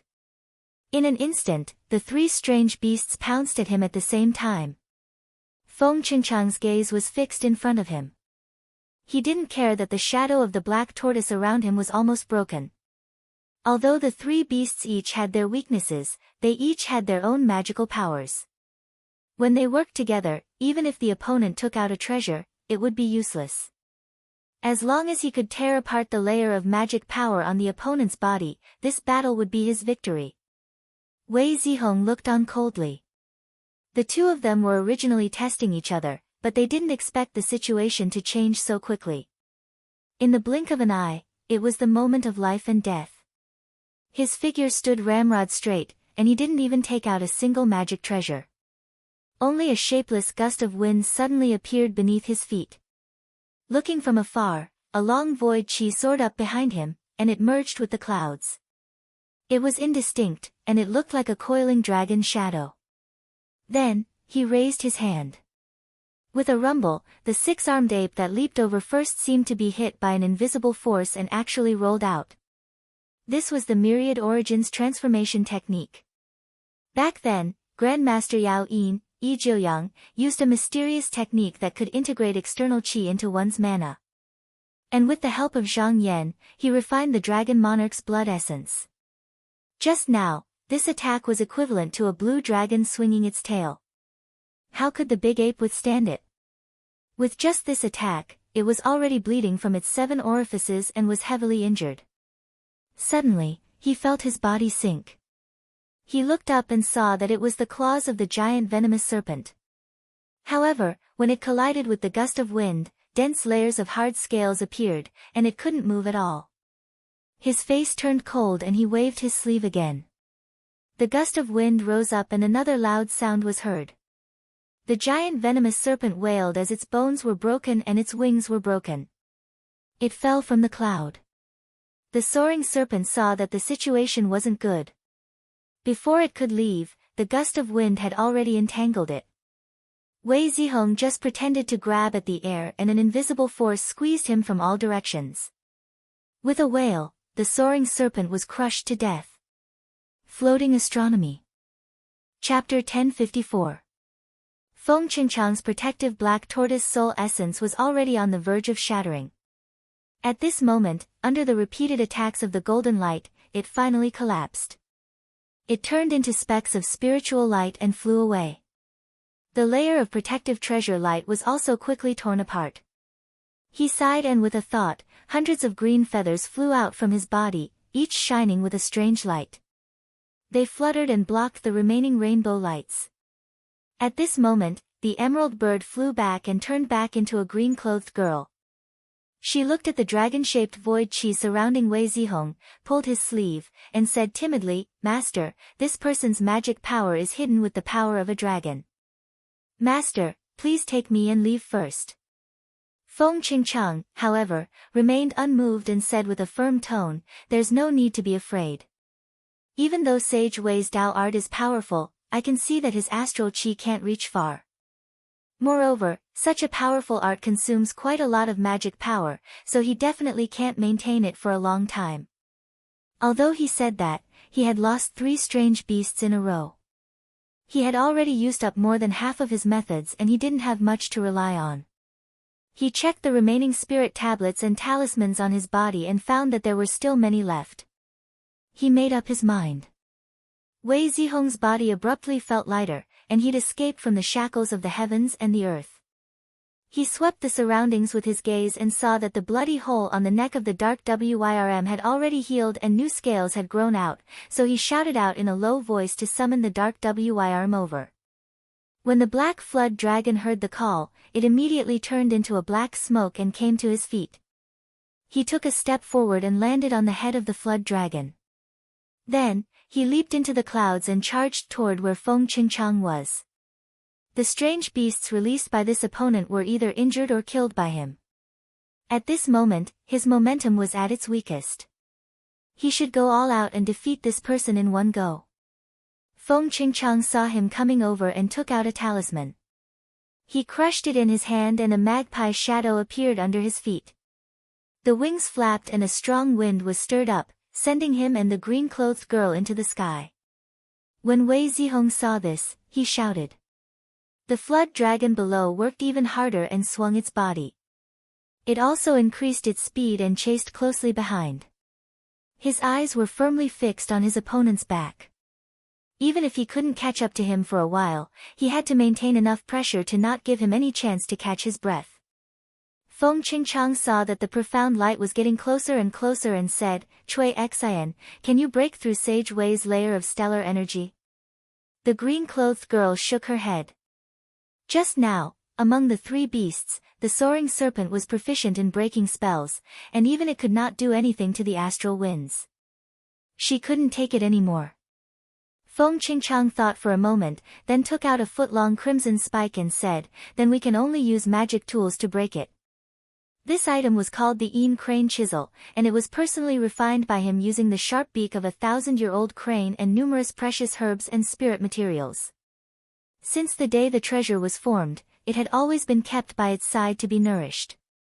He had never used any of the other offensive treasures because he was thinking about the day when he would become a heavenly abode, so that he could refine it into a true artifact. The green-clothed girl saw him take out this item and couldn't help but widen her eyes.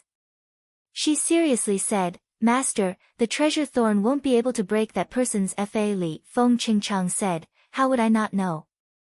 He circulated his qi and spat out 3 mouthfuls of pure vital qi.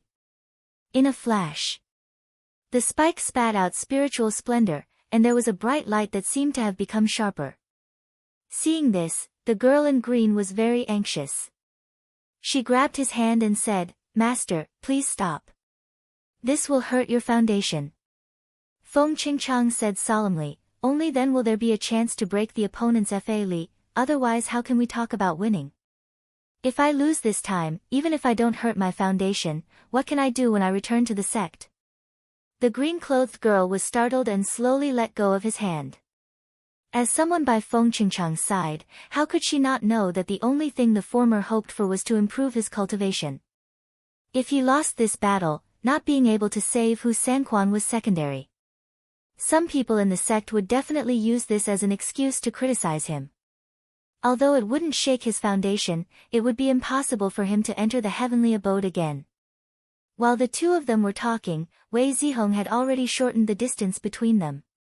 He retracted the astral wind on his body and the golden pellet on top of his head crackled and golden lightning struck again. Feng Qingchang was already on guard.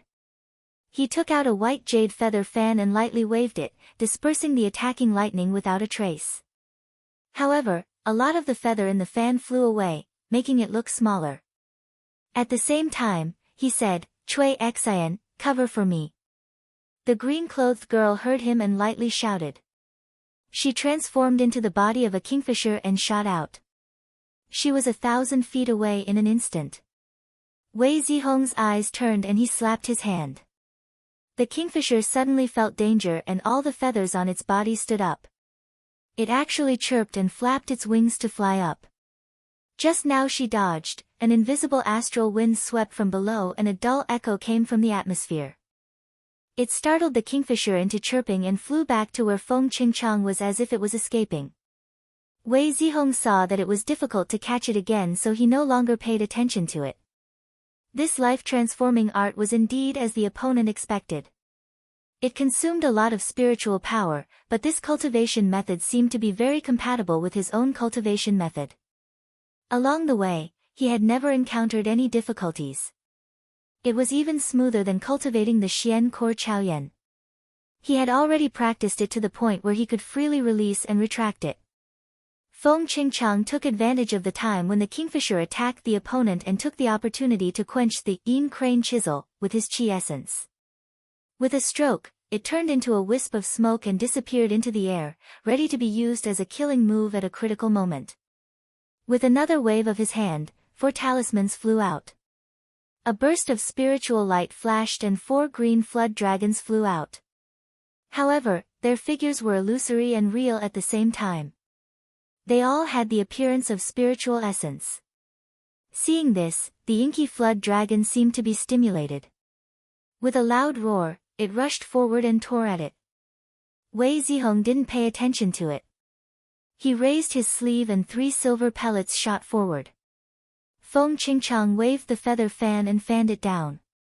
However, the fan became smaller. He looked around and found that he had already flown to a place full of cliffs.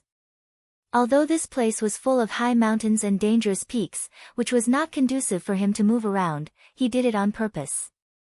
He didn't have many methods left. Whether it was a head-on attack or flying around, he couldn't win against the opponent. So he could only use a strange strategy. He whispered a few words and the kingfisher let out a loud cry. It flapped its wings and soared into the sky, ready to charge. Wei Zihong's eyes were slightly vigilant, and there was a hint of annoyance. He had experienced the attacks of this spirit bird several times, but it flew too fast and was extremely alert and flexible. If not for the fact that he couldn't find an opportunity, he would have killed it long ago. Feng Qingchang took advantage of his unwillingness. He lowered his sleeves and silently threw out several talismans. Then, he flapped his wings and used a mountain as a cover. Then, he dodged to the back. Wei Zihong saw that in the blink of an eye, he had lost sight of the opponent. He looked around. He wasn't going to follow the opponent's path. Earth energy surged from his body and he pressed forward, smashing the cliff in front of him and passing through the rubble. About 10 miles away from where the two were fighting, Fang Xinan was lying on a small bird, watching the battle from afar. Just now, Feng Qingchang had ordered him to hide here. No matter what happened, he was not allowed to come out. However, the more he watched, the more shocked he became. He thought, not good, Senior Martial Brother Feng doesn't seem to be this person's opponent. Why is it like this? If Senior Martial Brother Feng is defeated, what should I do? If even Feng Qingchang was defeated, no matter how much Huang Yugong liked him, he would have to give the sect an explanation. He was extremely anxious. He was thinking about how he could help Feng Qingchang, but he was just a mystic light realm cultivator. Right now, 2 Yuanying cultivators were fighting. He couldn't even get close, let alone interfere. Thoughts flashed through his mind. Suddenly, his eyes lit up. He clapped his hands and said, I got it. He took out the 10,000 beast collar and shook it in his hand. With a flash of light, a metal winged eagle was released. However, he looked dull and lifeless. He had taken this eagle from Yan Xiaoyang, but because it was loyal to the original owner, it wasn't willing to submit to him. It didn't even want to eat the food that Nanhua sect fed it. Thus, under Hu Sanquan's suggestion, Nanhua used a forbidden technique to tame it. Although this eagle's intelligence would be damaged and it wouldn't be able to progress any further, he felt that when he reached the Yuanying realm, he would get better spiritual beasts. As long as he could order it around, he agreed. At this point, he could easily order it around. This metal-winged eagle was comparable to a Yuanying spiritual master. He thought that if he charged over when the two of them were fighting, he would be able to disrupt the situation. Maybe Feng Qingchang would be able to give him a chance. He shouted and patted the eagle's head a few times. The eagle flapped its wings and flew into the air. It didn't make a sound as it flew into the valley. At the same time, on the other side of the mountain, Han Zuochen was riding on the astral cloud and coming over. He also saw the flashes of light in front of him and thought that the people from Blue Feather Pavilion were fighting with the people from Southern Flower Sect, so he increased his speed and wanted to rush over to help. But when he got closer and saw the scene below, he was shocked. He said, It's Senior Martial Brother Wei. Who is that person? He looks like a cultivator who cultivated to Dharma body. He looked for a while and decided to help. He was only at the first Yuanying realm. With his magic power, he couldn't do anything to a third realm cultivator. However, he had the jade book that Zhang Yan gave him, so he had some confidence. He pressed down on the cloud and dived down. He wanted to find a chance to attack. The 2 streaks of light flew away. Feng Qingchang circled around the cliff. He didn't want to fight with Wei Zihong head-on. The latter knew that with this kind of roaming technique, it was possible to fight for a few days. At the moment, he had a higher chance of winning, so he didn't show any impatience. He followed behind Wei Zihong and fought with his magic power from time to time. After the two of them fought for a full hour, Feng Qingchang once again turned around the top of a mountain full of hard rocks. He had done this many times before. When Wei Zihong was about to follow, he suddenly felt something strange. He looked up and saw a big eagle rushing down. This eagle was still hovering about 10 miles away. He was sure that it wasn't released by his opponent. He didn't know why it treated him as an opponent. However, its magic power was weak, so he didn't put it in his eyes. The golden pill on top of his head rolled and smoke surged, drowning the eagle. However, at this moment, there was a loud noise. The stone wall on the side suddenly broke apart. A big eagle with an iron jaw rushed out. Its teeth were like pincers, aiming at his head and clamping down. Because the earth puppets were very stealthy and there was no sign of them, Wei Zihong didn't sense them. When he discovered them, they were already very close. It was too late to dodge, so he used the myriad origin transformation technique to protect himself. That big centipede closed its jaws, but it couldn't chew. It coiled its body and tightly wrapped around him. At the same time, another big centipede rushed out from the mountain wall and also wrapped around him. Wei Zihong wanted to break free, but his hands and feet were tied and he couldn't use his Xian Qi. Feng Qingchang hesitated. He didn't know where the iron-winged eagle came from, but it wasn't released by his family. If he attacked now, it would be a bit unfair. But just now, his plan had been exposed. If he didn't attack now, then there would be no chance of victory. Therefore, his face became fierce and he didn't hesitate anymore. He pointed downwards and the Yin crane chisel that was hidden in the air suddenly appeared and stabbed down. But when it hit the invisible stellar chi, the magical weapon could only penetrate halfway and couldn't go any further. It just kept whistling and trembling. Feng Qingchang's expression couldn't help but change. He didn't think that the Yin crane chisel that he had high hopes for would be useless. He looked at Wei Zihong again. At this moment, the stellar chi around him was surging and the two big eagles couldn't restrain him anymore. He gritted his teeth and spat out several mouthfuls of yuan qi. The long needle swayed and went a little deeper. It was just a little bit away from piercing the opponent's head. At this moment, Wei Zihong suddenly raised his head and the divine eye on his forehead opened. There was a flash of light in the sky.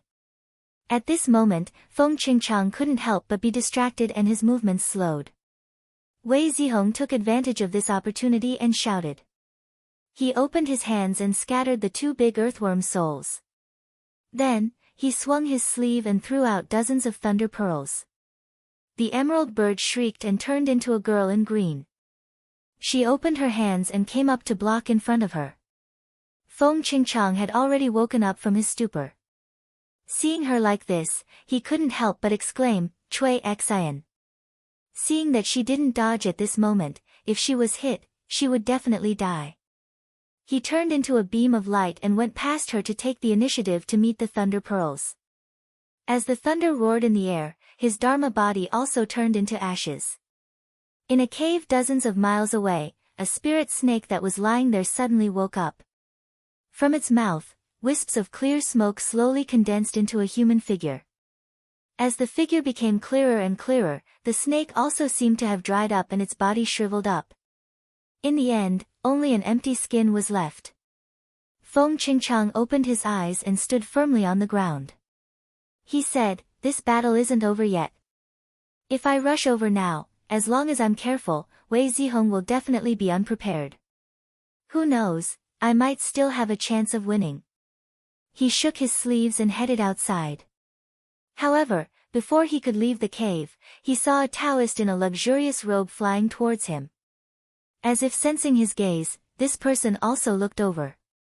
However, when he saw it was him, a look of fear appeared on his face. Feng Qingchang frowned. Just now, he was still alive, so his senses weren't very sensitive. Otherwise, he would have sensed this person the moment he entered the range of his seal of heaven and earth. Because he didn't want Wei Zihong to find out that he was still alive, he stretched out his hand and surged his transcendence energy, wanting to take this person down. However, the person opposite him took out a jade scroll in panic and opened it in front of him. Boundless yellow light surged out from it. Originally, Feng Qingchang didn't care about the other person, but when he sensed the vast transcendence energy coming from the yellow light, his expression couldn't help but change greatly. He leaped up and wanted to find a way to rush out of this place. However, before he could move, the yellow light had already caught up to him. For a moment, his body felt like a heavy mountain. With a plop, he fell solidly on the ground and couldn't move anymore. Chapter 129, The Twin Snakes Survive Calamity. Chapter 1055. Seeing that Feng Qingchang was restrained, Han Zuocheng quickly took out a bottle of pill water from his sleeves and poured it on Feng Qingchang's avatar. He then used a talisman to suppress it, only then did he relax.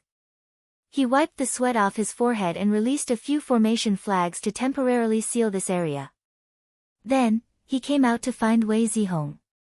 Just now, when the Jade Scroll was released, the mana surged. Wei Zihong also felt it and was rushing over. As he turned to the top of a mountain, he sensed someone coming over. Taking a look, he realized it was his own disciple, Han Zuocheng. Unwittingly, he smiled and said, "Junior brother, you've arrived." Seeing him, Han Zuocheng quickly came over. Out of everyone in the sect, only this senior apprentice brother had a good relationship with him. Plus, he had the title of Elder Yao Yin, so he bowed deeply and said, "Greetings senior apprentice brother. I was only able to leave the mountain because of master's permission." Wei Zihong teased, "Sister-in-law has been waiting for you." "Junior apprentice brother, why aren't you going back to the back of the house?" Hearing this, Han Zuocheng knew that Blue Feather Pavilion was fine. He relaxed and said, "Senior apprentice brother. Just now, I used the jade book that master gave me to capture someone. From the looks of it, he seems to be the person that fought with senior apprentice brother not long ago." Wei Zihong's expression became serious. Just now, junior apprentice brother was the one who caused the change in power. "Where is that person now? Quickly take me there." Han Zuocheng agreed and led him to the entrance of the cave. He removed the 4 restrictions and used his supernatural power to grab the still unconscious Feng Qingchang out. At this moment, chirping sounds came from above. The two looked up and saw that it was the emerald bird circling above, but it didn't dare to come down. 20 miles away, Fang Xinan saw that Feng Qingchang was actually captured and knew that the situation was bad. He patted the big crane under him and quickly slipped away. Wei Zihong seemed to sense something and turned his head to look over. Seeing that it was just a mystic light realm cultivator, he didn't care. He looked back at Feng Qingchang and thought, this person's avatar was clearly destroyed by my lightning bead, but he can still appear here. He should have used some sort of death substitution technique. Just now, he's trying to ambush me. If I'm not careful, he might succeed. He pondered for a moment and said, "Junior brother, wake him up." Han Zuocheng hesitated for a moment, then did as he was told. Feng Qingchang slowly woke up. Seeing the 2 people in front of him, he subconsciously struggled. However, he discovered that his magic power was suppressed, so he could only sigh. Wei Zihong said, "Fellow Taoist, although you fell into the hands of my junior brother, we haven't truly decided the victor between us. How about we call it a draw?" Feng Qingchang struggled in his heart and sighed. "Fellow Taoist, there's no need to say that. Just now, that iron-winged eagle appeared halfway. That gave me an advantage, but I didn't stop. I'm truly ashamed. Since I've been captured, I've lost. How can I have the face to make peace?" Wei Zihong nodded and said, "In that case, how about fellow Taoist Feng come to my Yaoyin clan and rest for a few days?" Feng Qingchang was different from the cultivators who were captured before. He was someone who cultivated the Yuanying Dharma body. Nanhua sect definitely wouldn't allow him to be detained by their people for a long time. They didn't imprison him in Bu Pavilion because they were afraid that if trouble came, this place wouldn't be able to defend against it. However, the Yaoyin clan was different. It was in a small realm. Even if Taoist Paradise Realm Master came, he wouldn't be able to find the entrance to the realm. Moreover, there was the mountain guarding formation in the mountain, which was enough to defend against enemies.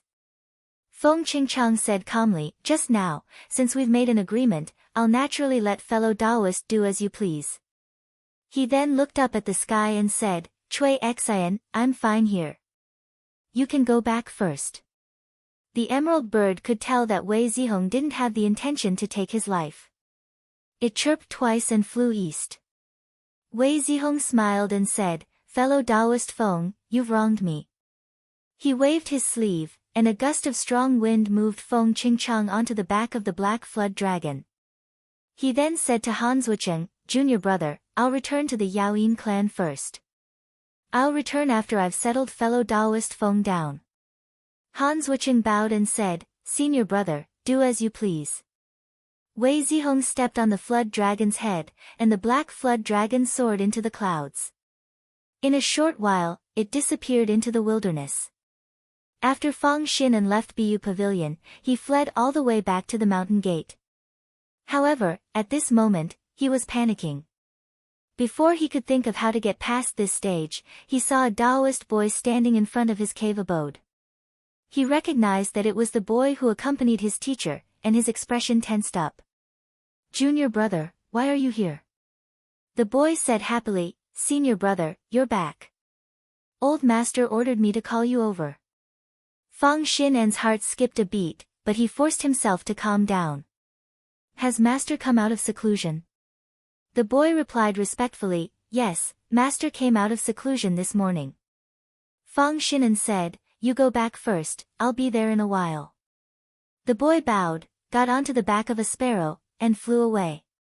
Fang Xinan returned to the cave abode, and he paced a few rounds on the spot, feeling extremely uneasy. He thought to himself, could it be that master already knows about that matter? However, even Feng Qingchang had been killed by a bird, and it was only a matter of time before Huang Yugong found out about it. He knew that he could not avoid it, so he sighed and changed into a set of Taoist robes. He left the cave abode, stepped on the mysterious light, and headed towards the engraved cloud peak where the Tsangding Grotto heaven was. He was usually very flamboyant when he walked in the sect, but today, he was much more restrained. He flew slowly along the way, and many of his fellow disciples who were familiar with him were very surprised. After flying for 2 minutes, he arrived at the top of a green peak. There was a large jade archway, and it was the entrance to the Tsangding Grotto heaven. There were 2 30-feet-tall strongmen guarding the entrance, and behind them, there was a fierce striped tiger with the body of an elephant. They were lying lazily on the ground, but when they saw Fang Xinan coming over, they suddenly flipped over and stared at him, as if they could pounce and bite him at any time. Fang Xinan, however, did not care about them. He got down from the cloud and went straight to the archway. Just now, when he stepped onto the stone steps, the strong men at the entrance stopped him, and said, "Master Fang, please wait." Fang Xinan stopped in his tracks, and looked at him coldly. "What's the meaning of this? Don't you know who I am?" The strong men bowed at him, and said in a manner that was neither servile nor overbearing, "Master Fang, please forgive me. This is Jinren's instruction. For the next 2 days, no one is allowed to pass through the formation door, please change to another door." If it was any other time, Fang Xinan would definitely make a fuss, but he was not in the mood at the moment. He scoffed, walked to the side, and released a large condor. The Tsangding Grotto heaven was on the cloud above his head, and if he did not use the formation door, he could just ride a mount up. But just as he was about to flip over and get on the back of the condor, the strong men walked over, and pulled the reins, and said, "Master Fang, Jinren has said that humans are not allowed to ride spiritual birds into the gate." Fang Xinan was furious, and said, "No left, no right." "No right either, how do you expect me to go up?" The strong man pointed to a distance, and said, "Master can just use that soft ladder that is suspended in the air." Fang Xinan followed his gaze, and saw that it was a soft ladder made of straw ropes. It rose from the peak of the mountain, and then floated up into the sky, before disappearing into the depths of the clouds. It was just that it was abnormally thin, and looked like it could be broken by a strong gust of wind. Looking at this scene, his expression couldn't help but change. He knew that this soft ladder was personally refined by Huang Yugong, and any cultivator below the grotto heaven would immediately lose their mana if they touched it, and could only obediently climb up. If they fell from the sky, they would really fall to their death. Especially since this item was originally used to test a disciple's Tao heart, and now he was being asked to climb it. It was obvious that he was being punished. At this moment, he had already guessed it. Huang Yugong must have found out about what happened at Bu Pavilion. But now that things had come to this, he wasn't as terrified as before, and tried to breathe a few times. He walked in front of the soft ladder, and grabbed it tightly with both hands. He slowly climbed up section by section. This time, he climbed for 10 days and 10 nights. But at this time, the top of the clouds was still out of reach, as if there was no end to the road ahead. Because he didn't have mana to support him, and he needed to constantly stabilize his body so that he wouldn't be blown away by the hurricane in the sky, he was already at his limit. After climbing a bit more, his vision turned black, and he lost consciousness. His hands went limp, and he fell from the sky. When he woke up again, he realized that he was lying on a stone bed. Above him, there was a bright pearl hanging, and it was bright and soft. There was an incense burner beside him, and the smoke curled up in spirals. With a sniff, he felt his head clear. He slowly propped himself up, and looked around. He was in a stone residence with simple decorations. A few feet away, a white parrot stood on a golden pole, and said to him, "Master said that if Fang Langjun wakes up, you can go see him." Fang Xinan calmed himself down, and tidied his clothes a little, and walked out. He walked along a spring, and arrived at a big hall. When he looked up, he saw an elegant, tall, and skinny Daoran sitting on a jade altar high up. His body trembled, and he immediately knelt on the ground, and kowtowed, saying, "This sinner greets my master." Huang Yugong's voice came from above, and said, "Oh, what have you done wrong?" Fang Xinan repeatedly kowtowed, and said, "This sinner shouldn't have provoked others for no reason, and caused Hu Shixiang and Feng Shixiang to be captured." Huang Yugong shook his head, and said, "You still haven't thought it through." Fang Xinan knelt on the ground, and didn't dare to move, but his body trembled slightly, and it was obvious that he was extremely afraid.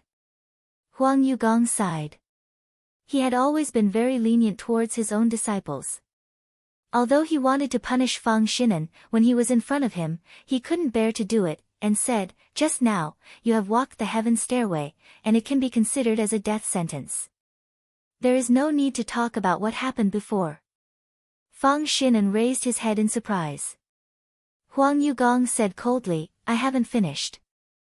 Fang Xinan quickly lowered his head again. "From today onwards, you are to cultivate in the sect, and without my permission, you are not allowed to go out.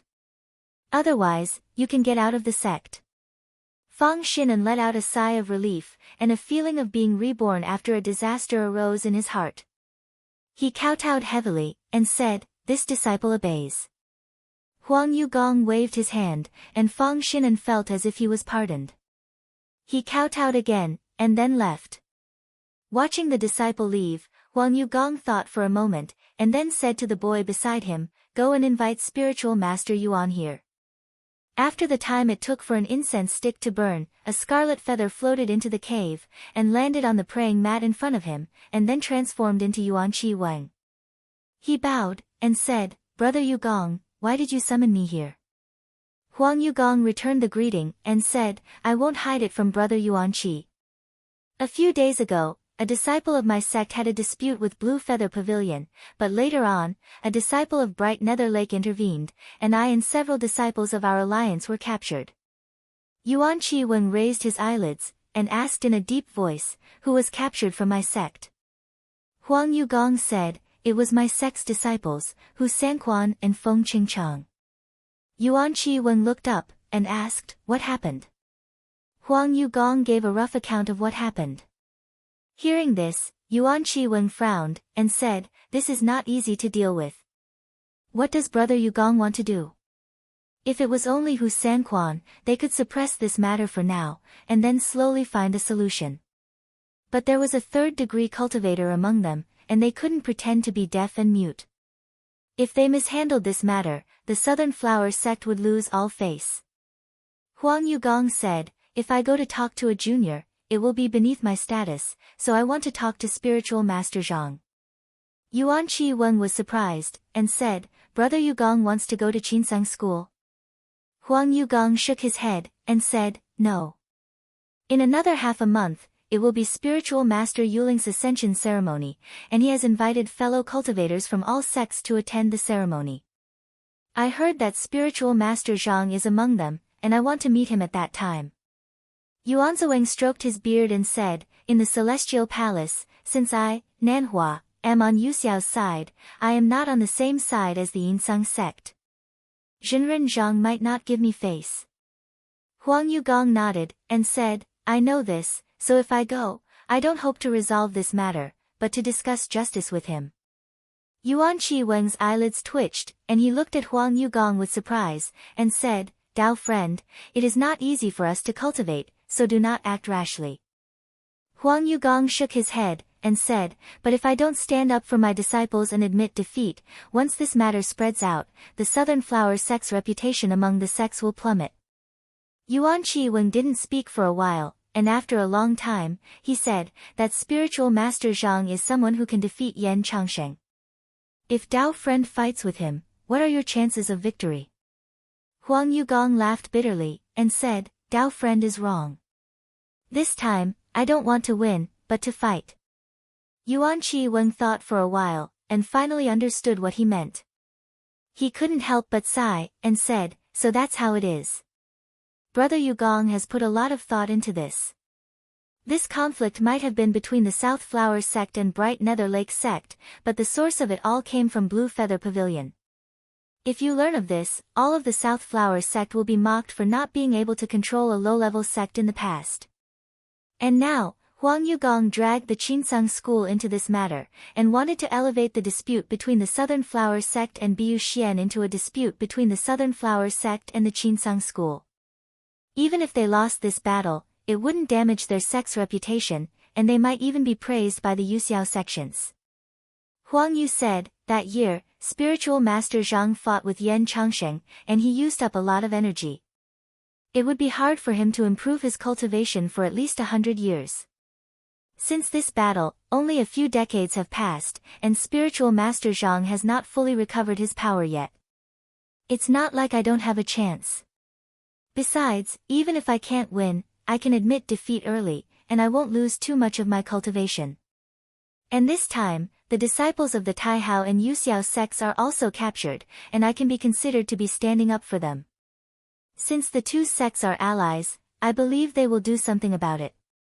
Yuan Qi Wen nodded, and said, so Brother Yugong has already thought this through, and I have worried too much. However, there was a hint of worry in his eyes. Although Huang Yugong had thought this through, if a dispute really started, it wouldn't be so easy to stop. Floating Astronomy. Chapter 1056. Within the Truth Purification Hall, sword lights flickered. Countless sword qis shook the ocean, causing all the creatures in the inner realm to feel fear. Zhang Yan sat on the jade platform. With a thought, sword qis would revolve around him, and 5-colored light waves would revolve around him, shaking the heavens. Ever since he had refined the true killing sword, he had been comprehending the changes in it every day, in addition to cultivating and refining the magic treasures, so that he could increase its power a bit before the calamity came. The more he studied, the more he felt the changes within the sword were profound. He could not help but sigh. If the Shaoqing disciples obtained such a true sword and used it with their sword arts, their might would indeed be unstoppable. It was no wonder that they felt that it was enough to have one sword in their hands. However, the Shaoqing sect master, Yu Xianshao, had once said that the path of the sword was different for everyone. He had his own techniques, which were different from the Shaoqing disciples who only had one sword. At the end of the day, this was only one of his many techniques. Even if this true sword was destroyed, it would not affect his cultivation. At this moment, Jing Yu's voice sounded from outside, Master, someone from the upper extreme hall is here. He's asking for an audience. With a thought from Zhang Yan, the thousands of sword lights flashed and hid in his acupoints. He said, call him in. Shortly after, a boy came in with a cup in his hands. There was an ancient jade scroll in the room. When he saw Zhang Yan, he presented the scroll with both hands and said respectfully, Greetings to the Truth Purification Hall Master. The sect master has ordered me to deliver this to you. Zhang Yan glanced at it and knew what it was. He smiled and said, "Thank the sect master on my behalf." The boy placed the jade scroll on the table, then bowed and said, "Yes, I will take my leave." Zhang Yan picked up the jade scroll and flipped through it. It recorded the techniques of the various sects for the past tens of thousands of years. However, more importantly, there were notes left behind by the seniors of the sect, which detailed the methods to break them. These things were actually recorded in all three upper halls, but because the person who recorded them was different, they were different. He had already seen the Truth Purification Hall's scroll. As for the Daylight Hall's scroll, he had asked Huxian for a look. This scroll was held by the upper extreme hall and was personally written by the sect master. In the past, only the sect master could read it. However, in the face of the calamity, everyone's strength would increase, so there was no need to care about such rules. Because the four sects of Vast Sky, Southern Flower, Jade Sky, and Heaven Mending sect had clearly drawn a line of demarcation with the Dark Azure sect, he paid attention to these four sects first. The sound of footsteps could be heard. Jingyu entered the hall again and said in a low voice, "Master, Jinren Wei sent a letter saying that he has captured a disciple of Nan Hua who has cultivated Dharmakaya and has imprisoned him in the Yao Yin sect." Zhang Yan's eyes flickened. He put down the scroll and asked, "Southhua and Taihao clan?" Jingyu stooped down and replied, "I did not see any movements." Zhang Yan smiled faintly. A third-degree cultivator from the Nanhua clan was kidnapped. This was a matter of reputation, so there would definitely be some action. The quieter they were, the more it meant that they had something up their sleeves. However, unless they attacked the Yaoyin Mountain Gate, the rest would be to reason with him. With Taihao, Yuxiao, and Mending Heaven's disciples involved, these three sects would not stand idly by. He thought for a while, raised his hand, and formed two letters. He said to Jingyu, "Take my letters and go to Anata Temple and Pingde sect. Invite Jinren Wu and Jinren Pang to Qinsong for a while." Jingyu said yes, took the letters, and left with a bow. Pingde sect, Baiyun platform, Huizhen cave. After Wu Wei returned from the heavenly palace, he cultivated in seclusion and had not come out since. Just as he was sitting, he suddenly heard a clear sound coming from the outside. It was coming into the cave, and he frowned. Before he went into seclusion, he was told not to ring the bell if there was nothing important. He said to the outside, "Quickly go and see why the bell is being rung outside." A boy outside the door responded and left in a hurry. After a while, a voice said, "Master, I heard that an envoy from Qinsang School has come to seek an audience with Jinren, so the bell was rung." Wu Wei stroked his beard, but did not say whether he wanted to see them or not. After a while, he asked, "Did anything big happen in the continent recently?" The boy said, "Other than the ceremony of Jinren Yuling's ascension in half a month, which is the fight between the Nanhua disciples and the Zhaoyu Heavenly Lake, the rest are trivial matters." Wu Wei heard this and became interested, Zhaoyu Heavenly Lake and Nanhua clan. "What about now?" The boy said, "This time, it was Nanhua clan that suffered a small loss." He took out a bamboo scroll from his sleeve and said, "This is a report from a disciple of the lower sect, it's a record of this matter." Wu Wei's gaze shifted, and the bamboo scroll flew over and landed in his hand. After his spiritual sense entered it, he knew everything about the two clans. He couldn't help but think, Nanhua lost a third-stage disciple, they won't let it go. However, going up against the Zhaoyu Heavenly Lake is equivalent to going up against the Qinsang School. With just one clan, they probably don't have enough confidence, so they will most likely seek help from Yuxiao and Taihao clans. Now that Qinsang School is looking for me, could it be that they want me to join hands with them to fight against the enemy? If that's the case, should I go or not? He couldn't help but hesitate, and after thinking for a long time, he couldn't make up his mind, so he said, "Invite the envoy from Qinsang School to the pavilion first." The boy said, "Disciple obeys." Wu Wei sat down and closed his eyes.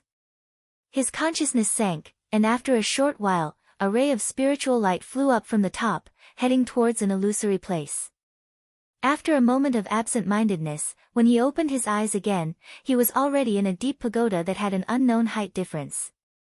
Counting carefully, there were 365 shrine seats, and in every seat, there was a statue of a god. They all had different faces, and divine chi enveloped their bodies. Their eyes were bright, and they leaped around, as if they were alive. At the top, there was no statue of a god, only 3 shrines, north, east, and west, and at this moment, he was sitting on the west seat. This was the Pingdu sect's most treasured magical treasure, the hidden spiritual pagoda. Every disciple that obtained the sect's true teachings had the right to invite a Dharma spirit to possess them. As their cultivation deepened, their rank would be higher. Just like Wu Wei himself, he started from the lowest level, and after countless trials and tribulations, he climbed all the way up. He said to the shrine seat on the east side, "Is Jinren Zhao here?" After asking a few times, there was a flash of golden light on the shrine seat, and suddenly, a Taoist in his 40s appeared. He said in a deep voice, "Jinren Wu, what's the matter?" Wu Wei said, "There's a difficult matter today, the sect leader is in seclusion, so I have to find Jinren Zhao to discuss it." Originally, this kind of matter could be decided by the Pingdu sect leader, but in order to deal with the great calamity, this sect leader was using all his strength to sense the pagoda, hoping to increase his cultivation by another level. Then, the matters outside could only be decided by the two of them. Jinren Zhao's expression turned serious, and he said, "Jinren Wu, please speak." Wu Wei explained the reason and his concerns. "If I agree to the Qinsang school this time, if there's a dispute, it will be difficult for me to stay out of it for the time being. However, if I don't agree, it will damage the friendship between our two sects, and it's really difficult for me to make a decision alone." The founder of the Pingdu sect was on good terms with the 4th-generation sect leader of the Qinsang school, and the 2 generations were connected by marriage.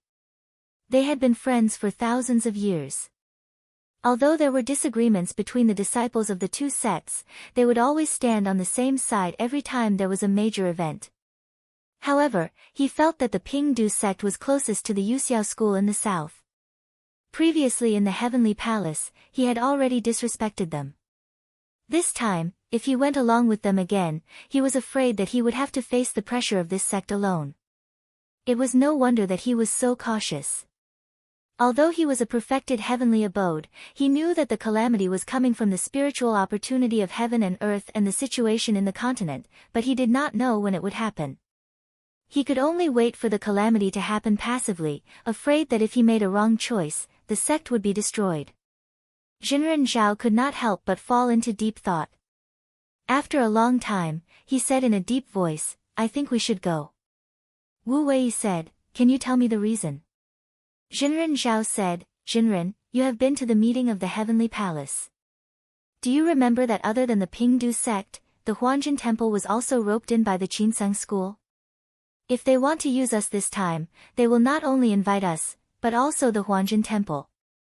If they go and I do not respond, they will definitely distance themselves from me, and it will be disadvantageous for the future calamity." Wu Wei thought for a while and felt that it made sense.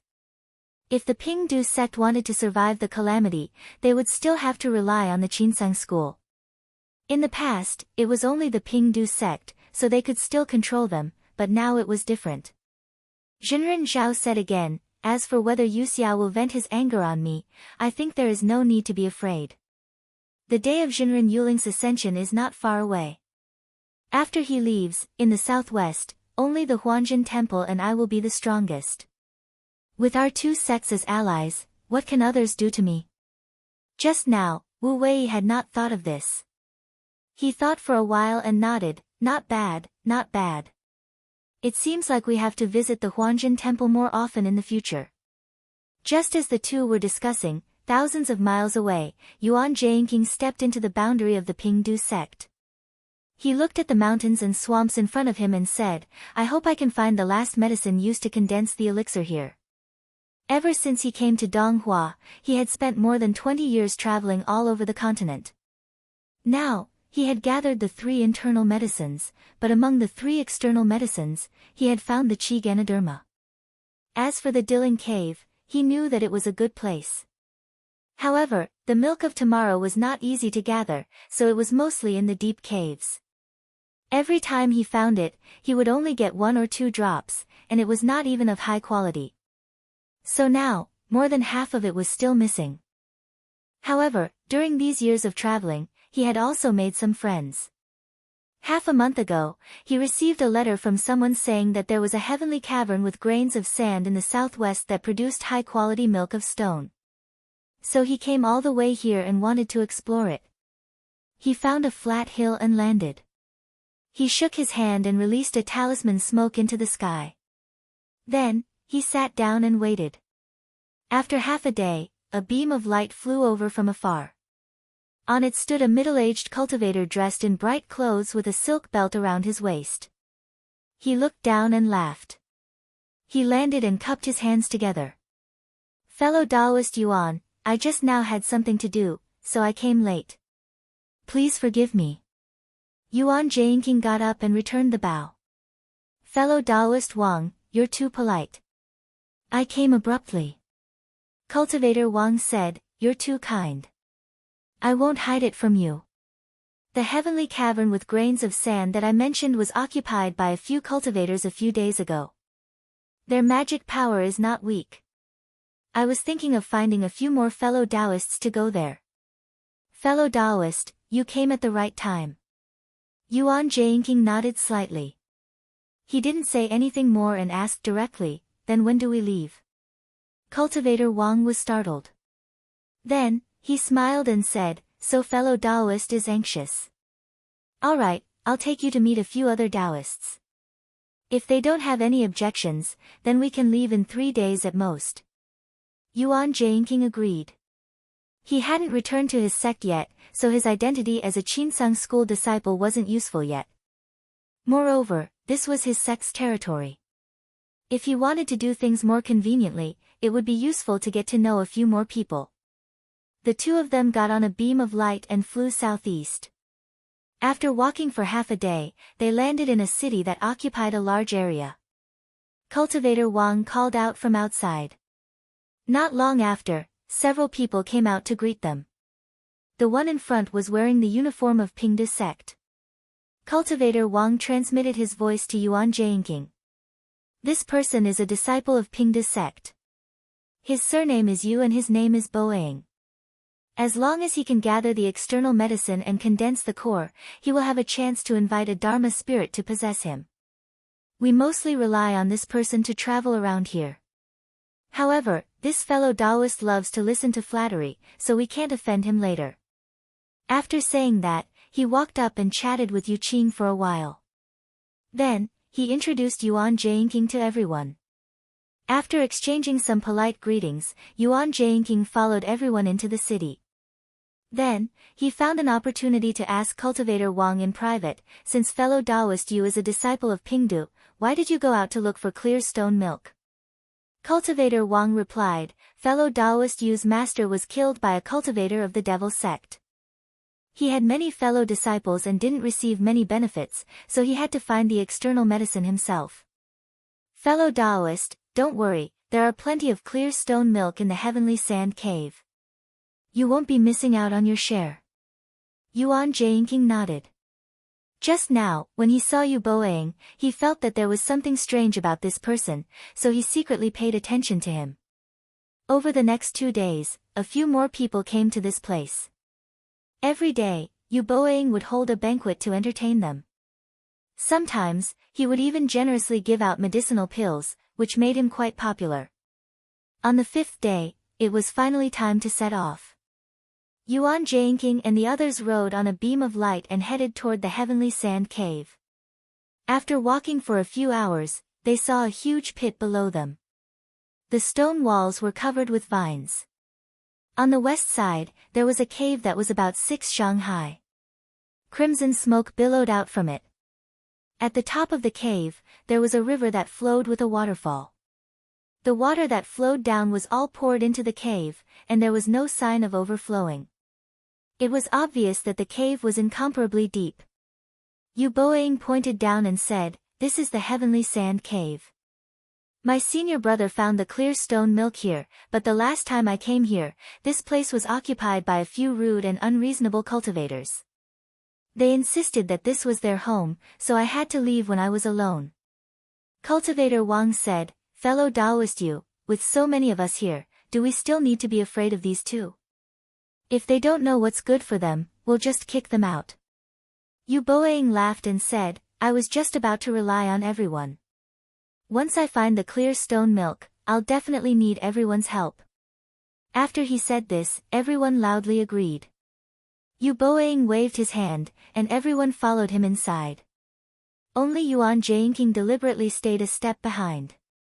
At this moment, there were two beautiful female cultivators sitting in the depths of the cave. Each of them held two translucent eggs in their arms, but upon closer inspection, one could see that there was a child sleeping while hugging his knees. One of the female cultivators suddenly raised her head and said with joy, Senior sister, that Yu Boang has lured a blood meal here again. The other female cultivator made a hand seal and sensed for a moment, then said with satisfaction, this person did a good job. Once we devour the souls of these 10 or so people, we'll be able to improve our cultivation. When that time comes, we can go to the spirit cave to cultivate. R1152